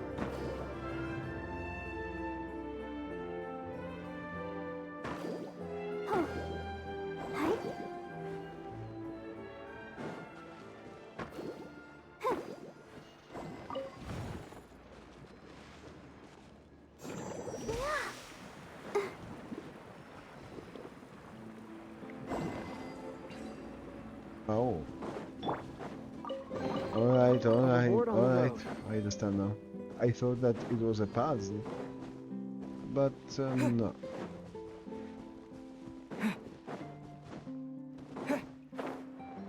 I'm wasting my time.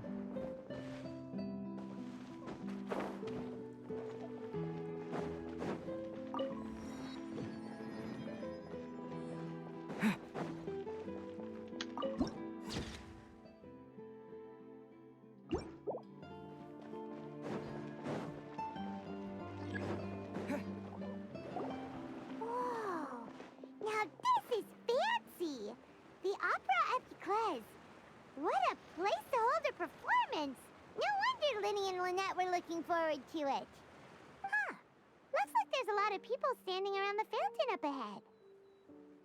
Oh, Archon, please bless us with a bright and healthy child. We pray. I don't know why you always feel the need to ask so much. I'll be happy as long as our child is healthy and lives a peaceful life. I guess if they're our kid, then there's no doubt they'll turn out smart. Maybe this is one of the customs in Fontaine. There sure are a lot of couples here. Vache. What? What's wrong? Vache. Vache. No, Paimon didn't say anything. Are you hearing things? Welcome to the Fountain of Lucine. All the water flowing through Fontaine converges here. It's customary for newlyweds to come here and wish for children. Lynette! You scared Paimon! When did you get here? Lenny asked me to wait here for you, remember? Right. What do you mean? There are a lot of people here right now. Hey, you're not trying to scare Paimon, are you? Besides, it's the middle of the day. It's not the time for eerie things. I see. I might be able to tell you something that could help explain the voice you heard. In fact, you might not be imagining things at all. I suspect that what you heard is a result of your hypersensitivity to the hydro element. Others in my family have had similar experiences. It's because of his sensitivity to the hydro element? But what would hearing a voice have to do with elemental power? When do you cry, Paimon? Wait, what? What does that have to do with anything? Just answer me. When do you cry?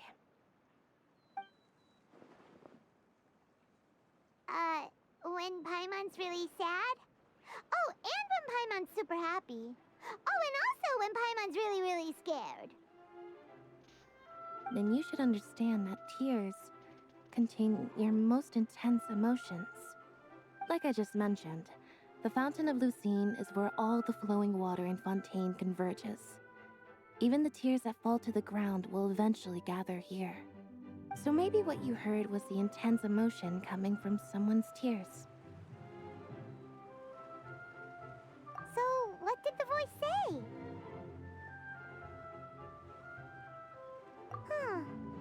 If you were hearing their emotions, then Paimon wonders what happened to them.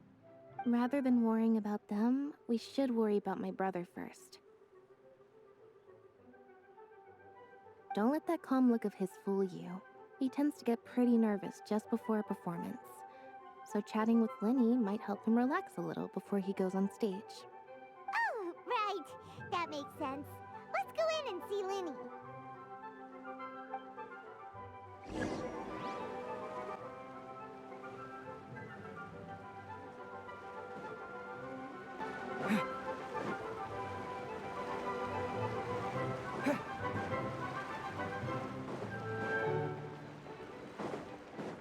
What's that?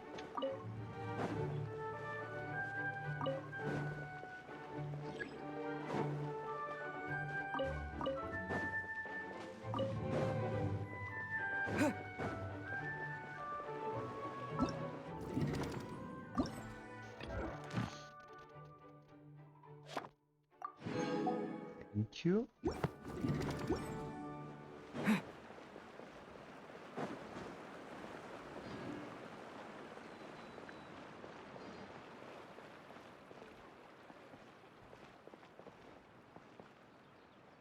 Honestly, I'm not a big fan of opera.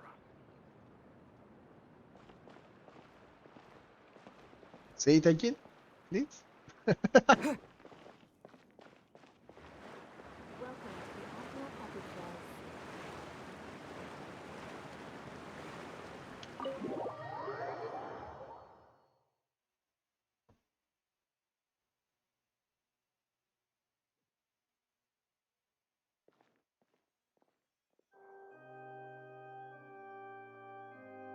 Ah, Traveler and Paimon. Good to see you. I knew you two would come. Are you kidding? We wouldn't miss it for the world. We've been looking forward to it. I can tell, judging by how early you've arrived.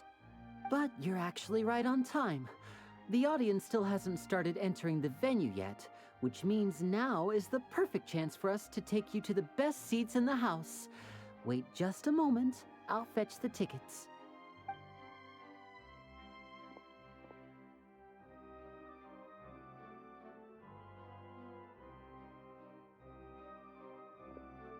The Opera House has assigned seating, so you always have to make reservations. I've already reserved your seats, and here are your tickets. Ooh, front row seats. Thanks, Linny. Don't mention it. There's no need to keep thanking me. Hey, Linny! Could you come over here and take a look at this? Oh, I'll be right there. Seems there's an issue with the stage props over there. That's Cal, my assistant, calling me. I'll go lend him a hand. Yeah, we'll just go to our seats. You go ahead, Linny.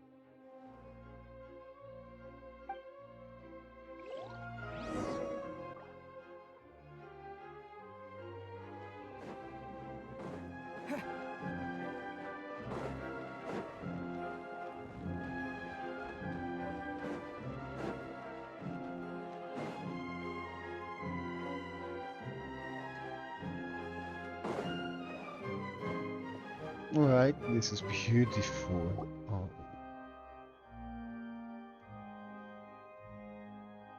Oh, these should be our seats. Come on, let's sit down.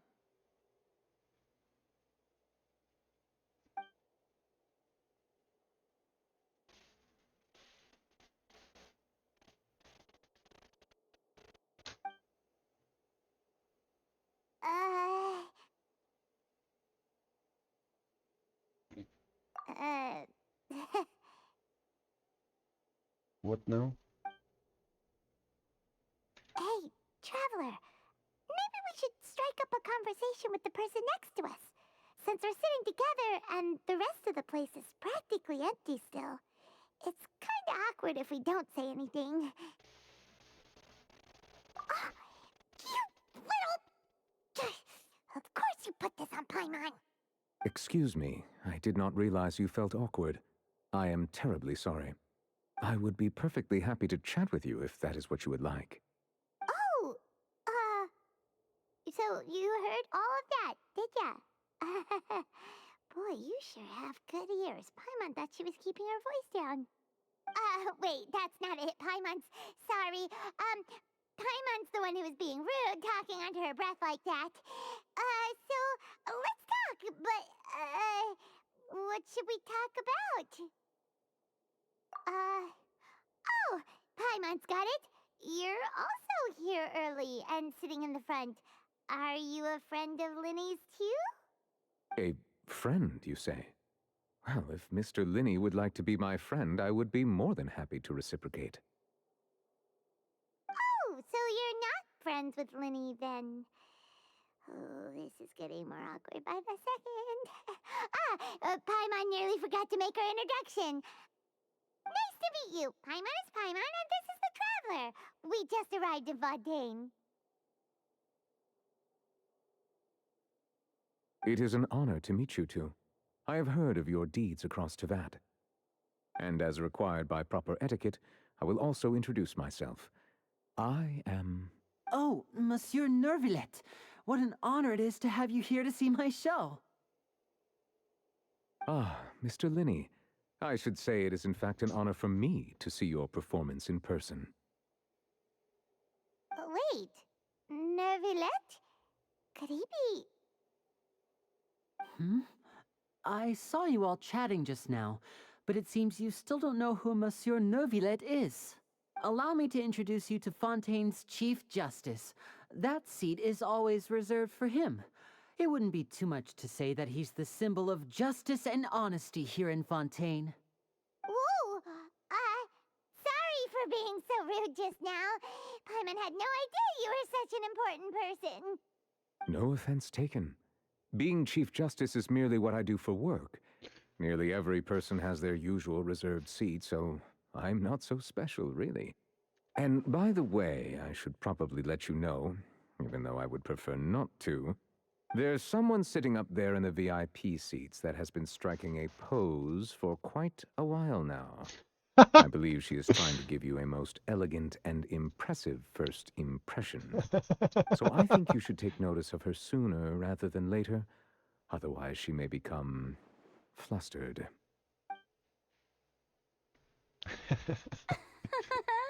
Ooh la la. Huh? Oh my god. It's Farina, the Hydro Archon. Huh. She sure has a smug and satisfied look on her face. Guess she has no idea that you saw right through her act. Very good. That is for the best. No need to pay her any more attention. We may now enjoy the show. Huh? Alright. So is this what things are like between the Chief Justice and the Hydro Archon? All right, please wait just a moment longer. I've pretty much finished my preparations, and the performance will start as soon as the audience has made their way to their seats. Yay! The show's finally about to start! Paimon can hardly wait! Paimon's never seen a real live magic show before! You are magic, you can just fly. Oh. Quiet. Oh, they're dimming the lights! The show must be starting! Quiet. Sorry. Paimon will try to stay quiet. Welcome, one and all, to the Opera Epiclese. I am the star of today's show, Linny. And over here is my sister, Lynette, who will be working as my wonderful assistant. Please, let's give her a warm welcome. Hello, everyone. I know she may seem to be a little sleepy right now, but that's just a sign that she's nervous. Whatever. Now, some of you may be thinking, two vision holders who can freely manipulate elemental powers performing magic is not true magic at all. So, I would like to take a moment to assure you that elemental powers will have nothing to do with what you will witness on the stage today.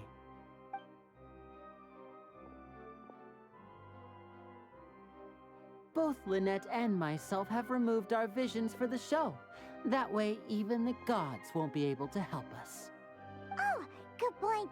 That's what makes the show real magic. Now, without further ado, let the show begin. Lynette will now exit the stage to make some preparations. I know you might miss her, but don't worry. She'll be coming right back on stage momentarily. Perhaps in an unexpected way. I'm sure she'll be stealing the spotlight soon enough. Oh, and before I forget, there's one more thing I should say. You never know what can happen in the blink of an eye. A magician's greatest skill is making things disappear or appear. The possibilities are endless.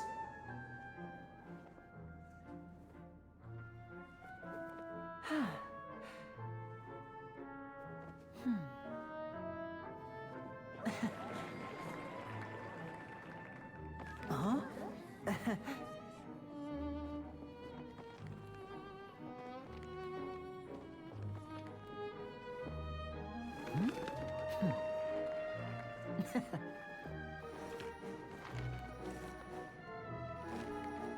But this isn't what you came for. These little tricks, you've seen them all before.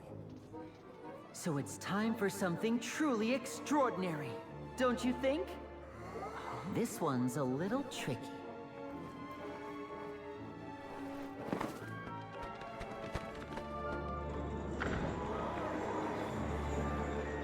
Using this water tank, I shall make my sister vanish completely, right before your very eyes.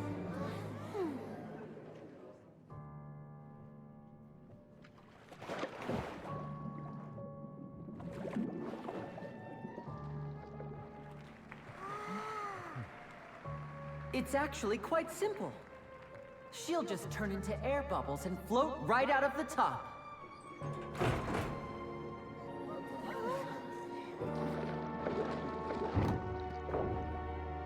Oh no! I told them to check all the props carefully. With the lid on, even air can't escape. An amateur magician would be getting very nervous right around now.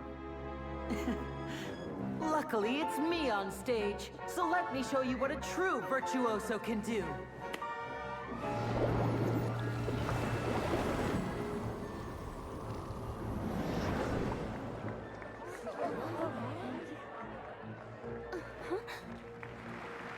Lynette, are you still there?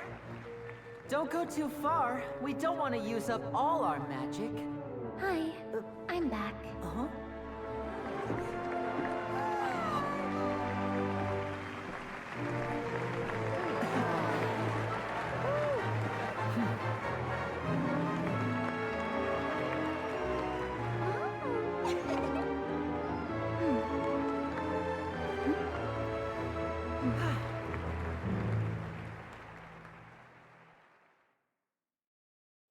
Only that?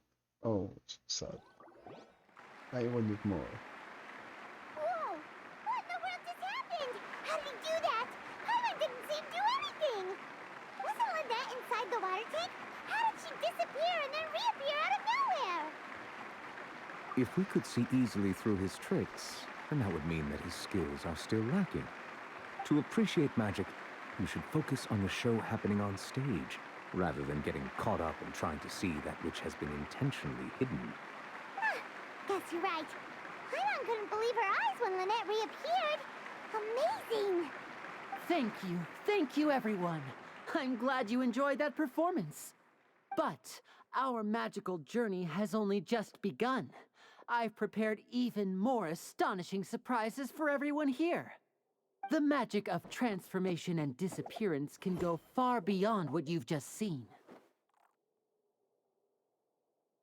I'm sure many of you are thinking that escaping the water tank was impressive enough, but Lynette is still my assistant after all.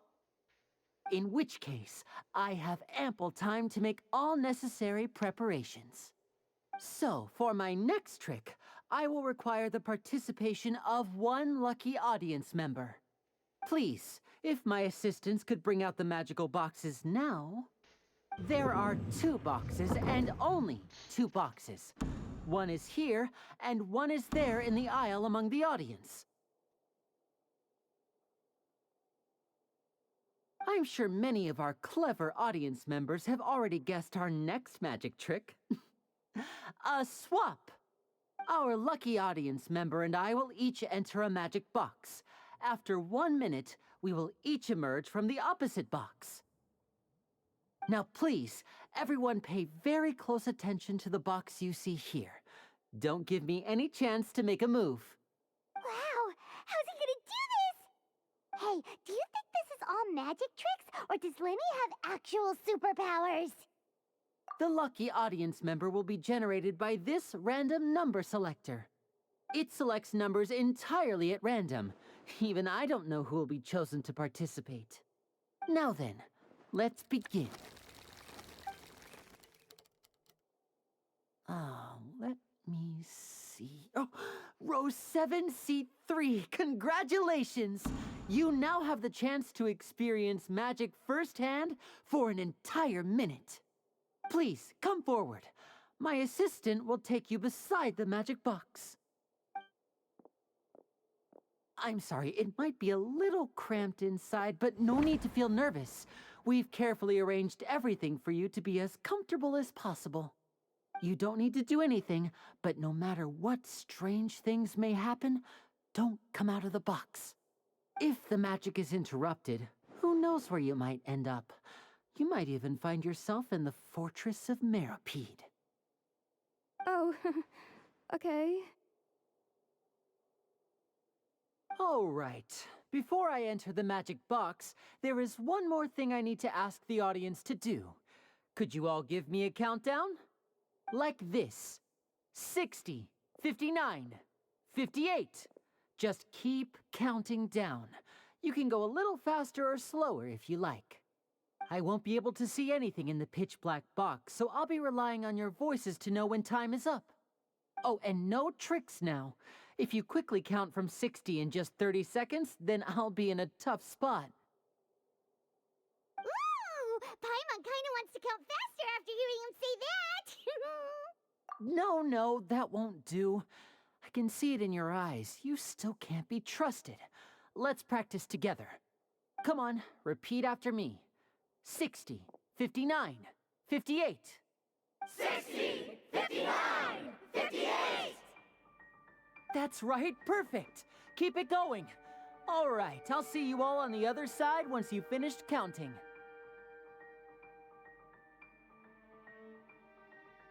54, 53, 52? Huh? Why aren't you counting, Nervalet? I am counting in my head. I think things are exciting enough in here as it is. Merely a consequence of my identity and personality. Do not worry about me. Just enjoy the show. Oh, all right. You look so serious that Paimon thought you might be feeling uncomfortable or something. 40, 39, 38! Mr. Linney, are you all right in there? Is everything ready? Yes, I'm fine. I'm just double-checking the direction of the magic. It would be a disaster if we get sent to the wrong places. For example, mid-air right above the audience.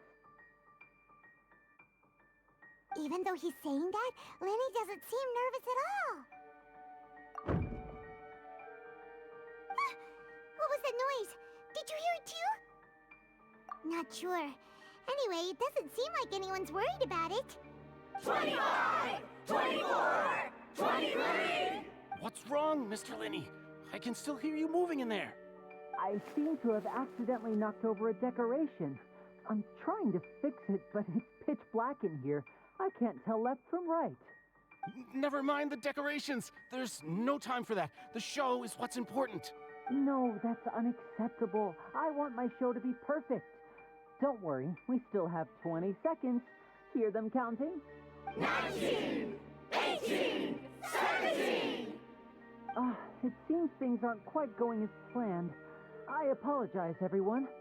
It feels like you're all starting to count faster, but that's all right. I know it can be tiring to do such a long countdown. 10 seconds and change is still plenty of time. 10! Almost there now.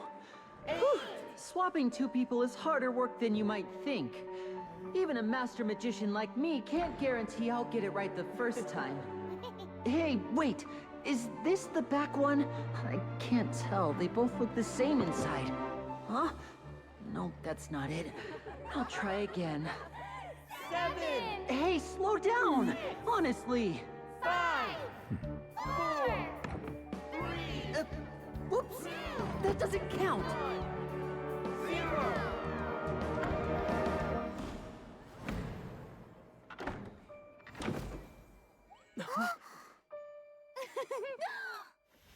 Ta-da!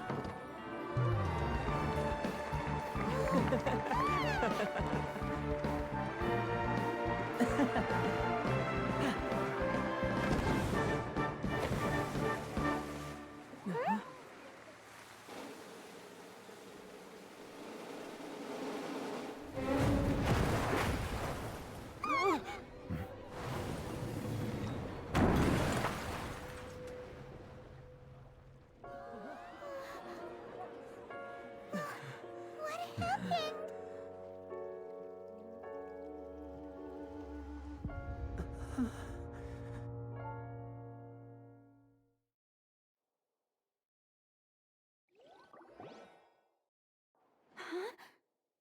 Is this part of the show? Mr. Lenny, you're going to use magic to fix the stage now, right? What happened? Oh no. Maybe this isn't part of the show. The girl was still in that box, right? This performance is over. Medical staff with me. Guards, secure the scene and detain all the performers. Seal the exits. No one is allowed in or out at this time. Yes, that's right. If this was just an accident, then we must investigate the cause. But if this was all part of some scheme, then those accountable will not escape the judgment of the God of Justice. No need to be alarmed, you two. We'll get to the bottom of this soon enough.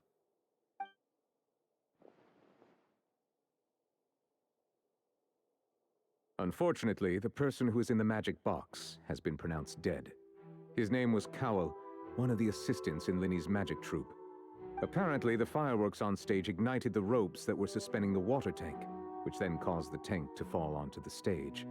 As of now, we are still not sure why we found Cowell in the box, rather than the guest from the audience. And after an initial search of the area, the guards have confirmed that the girl is nowhere to be found. It appears that this incident was not merely some mishap with the performance. And there are many indications that it is connected with the case of the serial disappearances of young women. The serial disappearances case? That's the case that Charlotte mentioned before. I know the truth. I can see through the whole thing. Really, using such a shallow and obvious mystery as his finale. Did he really underestimate us that badly? I say that our powerful magician, Mr. Linny, is now the prime suspect for the serial disappearances case. Huh? Why me? This whole thing was an accident. No, this all occurred during your magic show, did it not? The missing girl disappeared after being chosen, did she not? The deceased is one of your assistants, is he not? Now that I think about it, that whole speech about magicians making things disappear was nothing more than a provocation, a bald-faced challenge. That can't be right. How can Linny do this? He was in the box on the stage the entire time. We can even hear his voice. Besides, before the show, he told us that he would like to catch the criminal behind the disappearances. He couldn't possibly mean catching himself. Save discussion for a later time, please. Lady Farina, may I assume that your comments just now constitute an accusation against Mr. Linny and his associates, and that you are pressing charges? Huh? I just think that he... Well, I think it might be a little early to talk about formally pressing charges. But what Lady Farina said just now makes perfect sense. Looks like she's gonna personally deliver justice. A kidnapping and murder carried out under the cover of a magic show. Lady Farina said it all. I mean, of course, my dear people. But what excites me even more than the obvious truth before our eyes is the opponent I'll be facing. That's right. I mean you, Traveler. You'll support Linny, won't you? After all, he was the one who helped you the first time we met. Then there's no problem at all.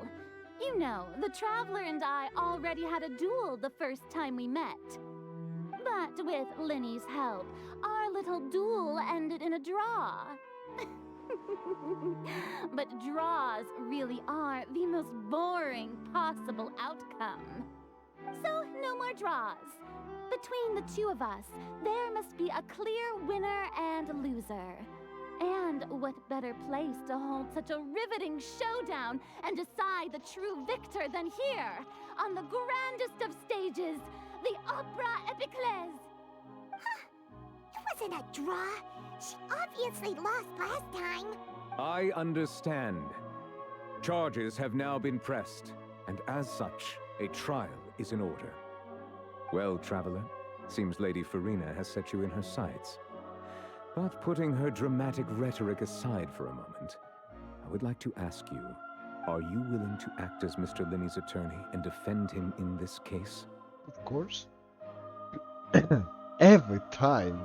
Yeah, of course. Yeah. Very well. The trial will be held a day from now in the Opera House. Both sides may investigate the scene to build their cases and search for the truth. Linney and his troupe are all potential suspects and shall remain within the Opera House. The audience may begin to leave in an orderly fashion once they have been cleared by the guards. A day isn't that long. Let's see what kind of case this big shot outlander can build in such a short amount of time. I'm really quite looking forward to hearing it.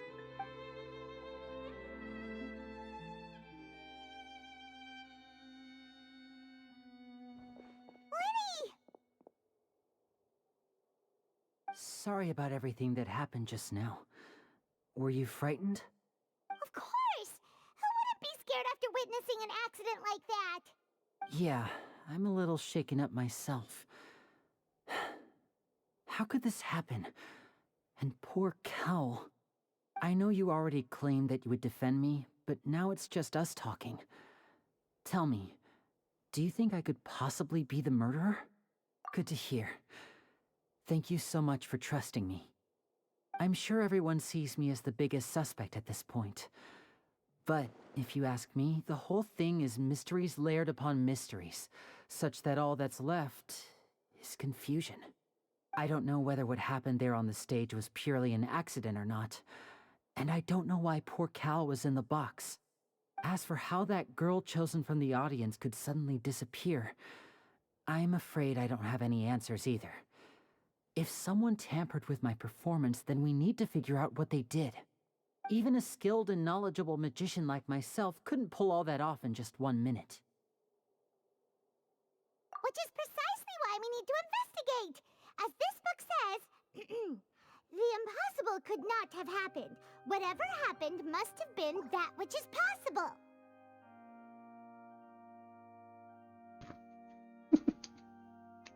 Paimon bought them when we were reading at the bookshop in the city earlier. Pretty cool, huh? Oh my god. That's racist. Don't worry. Paimon used her own savings to buy them. It wasn't from our travel funds. I think they look cute on you, Paimon. Why is racist? It's because you know, we are talking about now the Fontaine theme is about 18th century of France. So yeah, they have a mustache. You know. You have good taste, Lynette. That's the right attitude. Feeling depressed isn't going to help me now. I need to get back to my normal self. But with the guards watching our every move, it's going to be especially difficult for Lynette and I to prove our own innocence. Good thing you agreed to be our attorneys. Thanks for that. We'll be counting on you. Yes, thank you so much. Yeah, just leave it to us. Oh, since we're going to start investigating, Paimon has a question first. Where did Lynette go during the performance? Ah, well, I'm afraid that would involve some of our essential trade secrets as magicians. The secrets behind our magic are past saving, Linny. I suppose you're right. The truth behind our tricks is going to be important evidence that will be weighted during the trial. 'Tis truly a pity. As a magician, our magic show is a work of art. We've poured countless hours and spared no effort in perfecting it. But if revealing our secrets will help you uncover the truth behind what happened, then it will be well worth it. We should go somewhere else if we're going to discuss our magic tricks. We'll go speak with the guards, and in the meantime, you can go investigate the stage and the seating areas. Alright, let's go have a look while the investigation teams are still here. Detective Paimon is on the case! Too much Sherlock. Hello, officer. How's the investigation going? Ah, I see. You must be the traveler that Lady Farina mentioned. Listen, I'll be perfectly honest with you. I'd avoid getting mixed up in this whirlpool of a mess if I were you. Huh? What do you mean? Come with me and you'll see. The deceased is one of Linny's assistants, named Cal. Even though he hadn't joined the troupe long, he was hardworking and everyone generally liked him. The assistants are usually in charge of setting up and inspecting the props, as well as assisting with the show and keeping the crowd engaged. As you probably saw when you were in the audience, the water tank suddenly fell and smashed the box with Cowl inside it. This is the real mystery. We've already searched the scene and were unable to find any traces of the girl. However, if you look carefully, the box was positioned directly under the water tank. The ropes holding the tank were then burned by the pyrotechnics on stage, causing them to snap. All these factors lining up so perfectly makes it hard to see this as a mere accident. If anything, the more logical explanation is that the whole incident was intentionally planned, and Linny is the most likely person to have access to all these areas. But he doesn't have a motive! Are you both good friends of his? Well, you can't say we're good friends, but we've known each other for a little while. So in just a short time, he was not only able to win your trust, but even convince you to act as his attorneys. I know there's no such thing as magic. The real trick of a magician is holding the audience in the palm of their hand. I've seen a lot of cases, and I can tell you that people are the least reliable kind of evidence. Sorry, I tend to be pretty straightforward.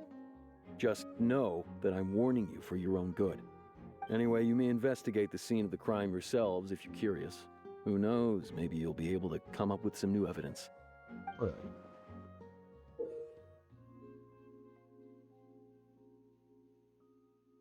Oh, nice.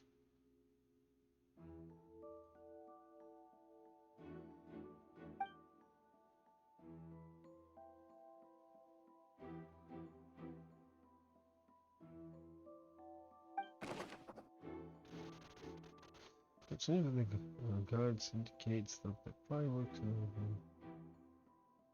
are... Alright.